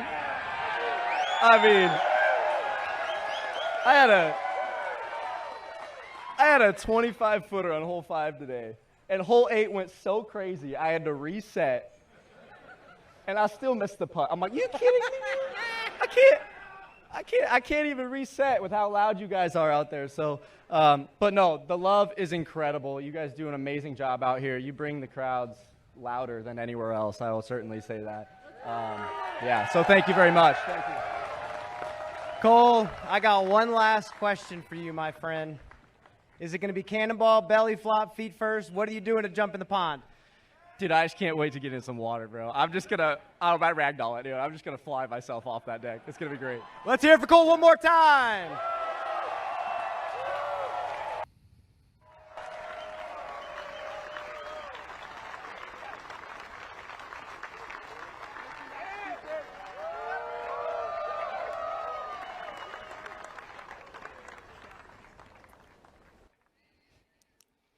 Of course, congratulations yet again to Cole Redalen. Slayed the beast, I guess, is the way that I would put it. I mean, the #1 player in the world that played incredible golf all weekend long. And, Section, you were saying it earlier, how do you find a way? What do you have to do? Somehow, Cole Redalen figured it out, and now he's got one more notch in that battle against the two of them. Cole moves up to 6 between him and Gannon Buhr. 65-6, by the way. Yeah, well, yeah, let's stay on the positives here. But yes, Cole Redalen. Sexton, anything that you heard there or any other thoughts you have on it? Oh, man, I mean, I can tell how proud he is, and he should be proud. You know, I'm an Oregon native. That's one of the best performances anybody from this state has ever put together, maybe the best in terms of the skill required to put down shot after shot and come out with the victory. The things that Gannon Buhr will force you to do to get a trophy, it's unbelievable. Yeah, and for all you Wayne's World fans out there, we're not worthy. We're not worthy. I talked about it several times throughout the week. You have the hunters and you have the hunted. The big names of the hunters, Cole Redalen on 18, took that tournament in his hands, and he turned into a hunter right there. So congratulations, Cole Redalen. Unbelievable performance. Yeah, we look back at 2023 when he won Ledgestone. Not necessarily someone that you would have picked to go out and win that event. We've seen so many incredible performances by Wysocki and Macbeth and everyone else at the Ledgestone. I think you took one of those down as well. How does somebody get past all those guys? Well, Cole Redalen figured it out then, and he did it again this weekend. We're going to throw it back down to the ground because we've got our Pro Tour Points Awards to be handed out.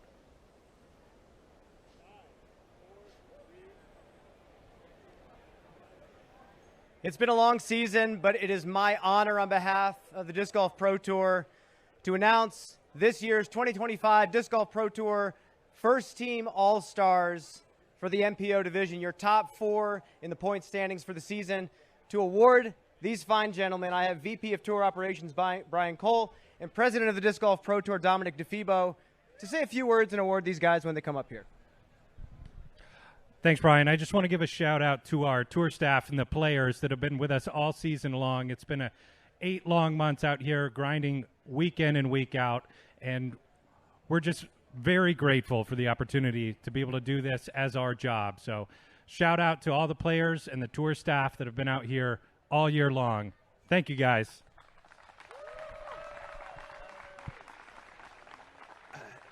To echo a little bit what Brian just said, I mean, just kudos to the entire team making this happen, both the Disc Golf Pro Tour team, the Disc Golf Network, everyone that makes this happen behind the scenes. It's a tremendous effort.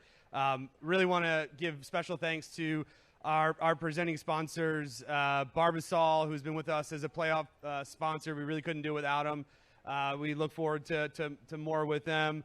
Also to MVP and to OTB sponsoring this fantastic event and all these incredible fans. We love you all. This is a special place on the Disc Golf Pro Tour that we hope to see you all year after year, and look forward to next year. And congrats to all the players. I mean, this is really my first full year here on tour, watching the grind that these players go through week in and week out, the emotions, the ups and downs, the passion that these players have as professional athletes blows me away every single week. And so just can we give one more just huge round of applause to our incredible players, sponsors, and staff. Thank you so much. So I will now announce the players. They'll come up, they'll get their award, and I'll give them an opportunity to thank anybody else they need to thank after a long year. Fourth place on tour this year. I don't believe he's here, but let's hear it one more time for Paul Macbeth.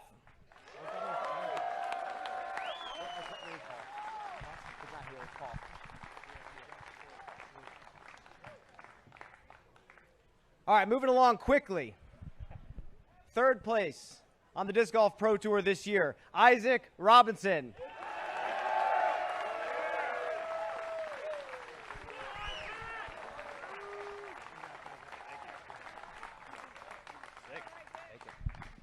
Man, I don't have too much to say, but what an incredible year to watch disc golf. We had so many first-time winners, both the Ezras, Calvin getting a major, Gannon getting Worlds. I've never been more on the edge of my seat watching disc golf. I just love this sport so much. Thank you guys for all the support coming out to these events. Makes it so much better. Thank you guys.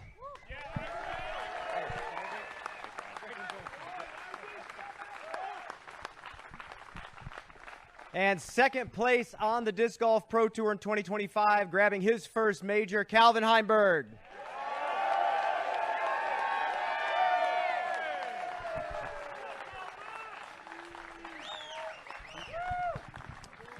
Yeah, just reiterating more of the same. Shout out to the Pro Tour for another great season. And thank you to my sponsors, for keeping me out here on the road, and you guys for showing up to all the events. Can't wait to see you guys next year.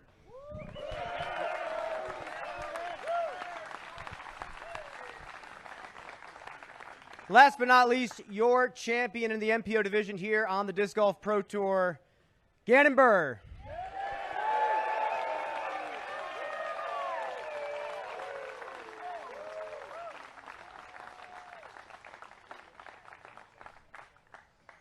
Take it, bud.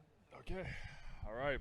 Yeah, I just want to thank everybody who came out today specifically, but also all the spectators that watch disc golf all year round. You guys are the best. This crowd was amazing this weekend, so thank you guys. This was a very successful year for myself. My goal coming into the season was to grab the World Championship, and I was able to do that. So that was.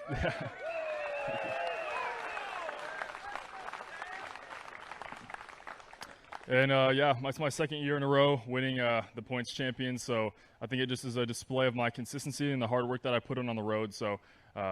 It just means a lot to me. I want to thank my sponsors, Discmania, Squatch Disc Golf, and all my caddies throughout the year. Matt and Ben doing a great job all season long. So thank you to everybody.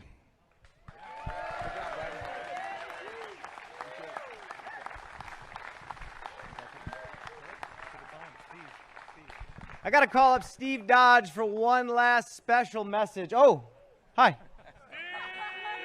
To the pond! Let's go! Good night, folks. Of course, the famous pond jump that we've been talking about for a few hours now. They'll start heading that way, but we're teasing out a little playoff action. And as our players were coming down 17, we had a couple of players go back out onto the course. Rasmus the world distance champion. Yeah, advantage Rasmus, you would think, on this hole, able to get such big distance. No wind, too. Just pounded it way down there, right of ideal, but. And Harry Chase not quite as far. I guess you might have assumed as much, but still not a quite big as drive. Far. Yeah, still nice. a big drive. Through the gate. Over the wall. Up and over the wall. Salkaripi can play this much more conservative. Not that he was going to do probably much better than a par anyway. Chase has this, though, for the par. What a putt! Wow! This forces Salkaripi to make this little straddle. And he does, so he earned it. I mean, taking a birdie on the very difficult hole 1, it's hard to argue with that. I mean, you're losing the playoff to a birdie on 1. It took a couple of incredible shots, and Salkaripi will be joining us when we come back to Lynchburg, Virginia for the Disc Golf Pro Tour Championship. Way to earn that last wild card spot. 3 out of 4 wild cards belong to Finland.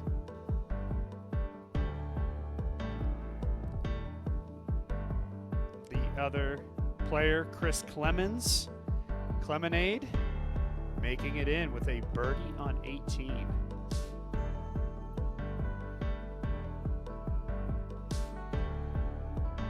if we look back to the last couple of years of pond jumps, this is what we're playing for out here at the MVP Open. That year, caddies were included.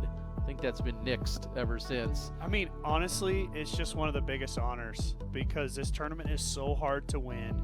There's so much history here at Maple Hill, and you're joining a club of not that many people to be able to get in the water voluntarily on 18. Missy Gannon said she wore a wetsuit last year. She's going to change it up. She said it's a beautiful day. I'm going no wetsuit. We'll show you. Some years we've had a dock built out so that they could easily get away from the side of the wall. It looks like this year we're going all natural. I don't see the dock installed, so there is a very special spot that you're asked to go from. There's Mark Wysocki, who's been retrieving discs all weekend long, thousands of them throughout the years. Big shout out to Mark and everyone else as part of that crew. Twice in a row? See, Smart brought a towel. Yeah. That's a past champion right there. Wearing the shirt she got in the players pack. Oh, this is so awesome. One of my favorite moments in disc golf. Mark, of course, clearing the area for our players. Okay. Wait, Cole. On you? Yeah. Okay, you're tall. Yeah, that's all. You're just fine about 80. How do we not have a sponsor yet for the pond jump? That's my question. Right now? Right here. She's going to flip them and you're just going to sign them. Oh my God. I was trying to finish them. No pressure.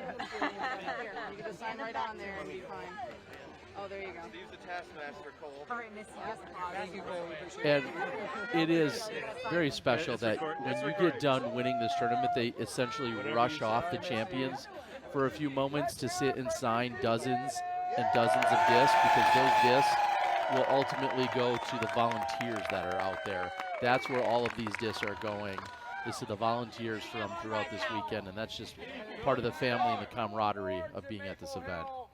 We do towel. Oh, you have two now. Yes, 2 times 2 towels. Stack just keeps getting taller. A lot of volunteers. Cole's not making any kind of progress. I want to try to be as cool as a DJ just for 1 minute. Can you guys help me out? Yes. Yeah. Maple. Yeah. Maple. Yeah. Maple. Yeah. Woo! Maple. Yeah. Let's give it up for Steve.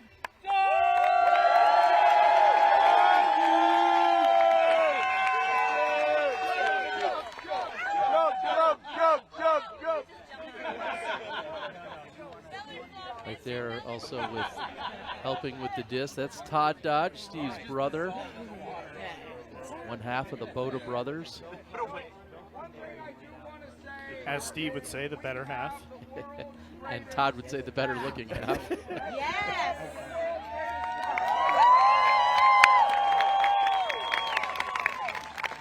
One of the things I've always appreciated about Steve is how he is so proud of the champions for life.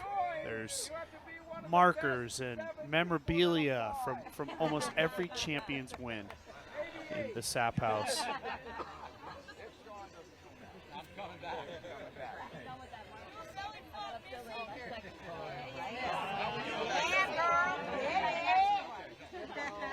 You can see that even custom on her shirt, showing the number of years she's been. The dark star indicating that she is a champion. She's gonna need some help. About with to that. color one in, I think. It's on her dominant arm, so she's gonna have to try and do it with her left hand. Of course she's capable. It's Missy Gannon.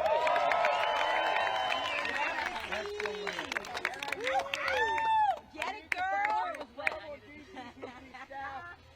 Yes, so excited. Broke this horse down and made us so beautiful. Thank you, DGPT.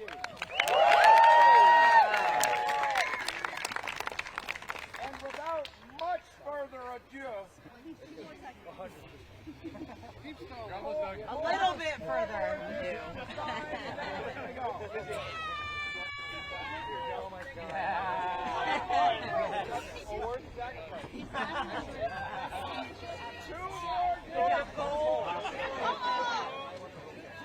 Missy, I like the water shoes.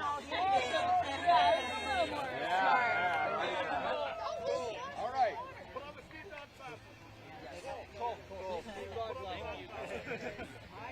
Yes, The disc signing obligations are complete. Glasses on.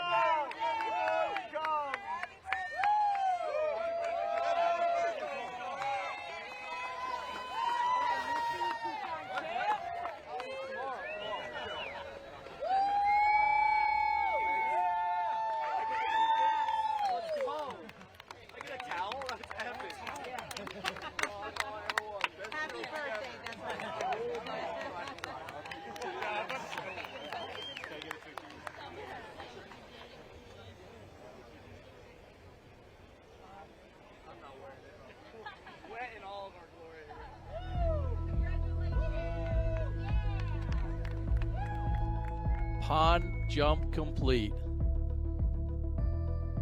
Congrats to Missy Gannon and Cole Redalen. When we come back, the OTB after show.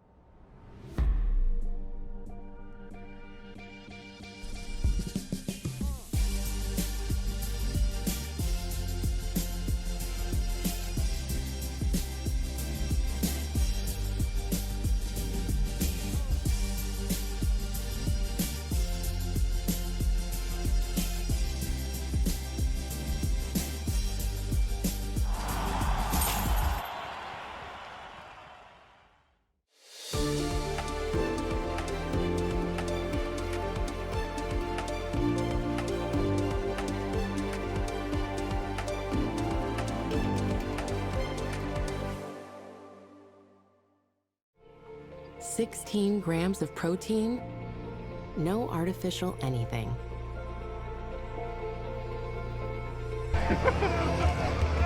Siggy's. Less sets you free. The discovery of electricity, the first flight, democracy, splitting the atom, computers, modern medicine, space travel, and of course, the Royal Line from Latitude 64. No, Dave. Let me buy the pizza. Wow, that holds more plastic than our nutsacks.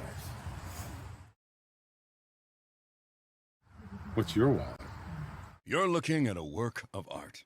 No, it's not the Mona Lisa. But this beautiful can costs a lot less and looks magnificent in your bathroom. And Mona Lisa can't give you a smooth, close shave.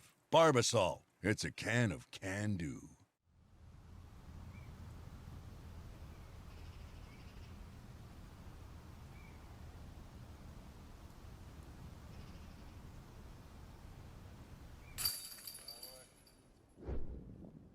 This winter, make Smuggler's Notch Resort Vermont your home away from home. Smugs is home to 3 big mountains, 78 trails, terrain for all abilities, and 300 inches of average snowfall with top-to-bottom snowmaking. Smugs, your home away from home with daily access to heated pools, hot tubs, tubing, Nordic trails, and endless indoor play at the Fun Zone 2.0. Plus, enjoy a variety of dining and shopping options in the village with weekly activities for the entire family. Visit smugs.com and book your home away from home winter vacation today.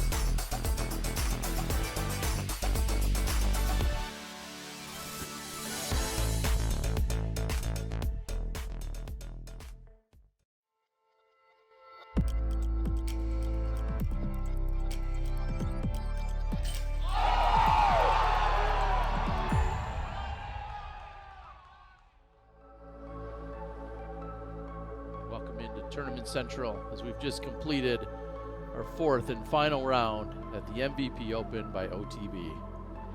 Your champion, Cole Redalen.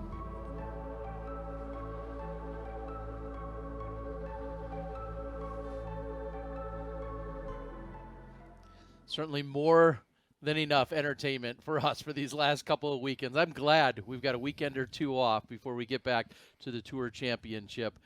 Doss, what does this mean for Cole Redalen?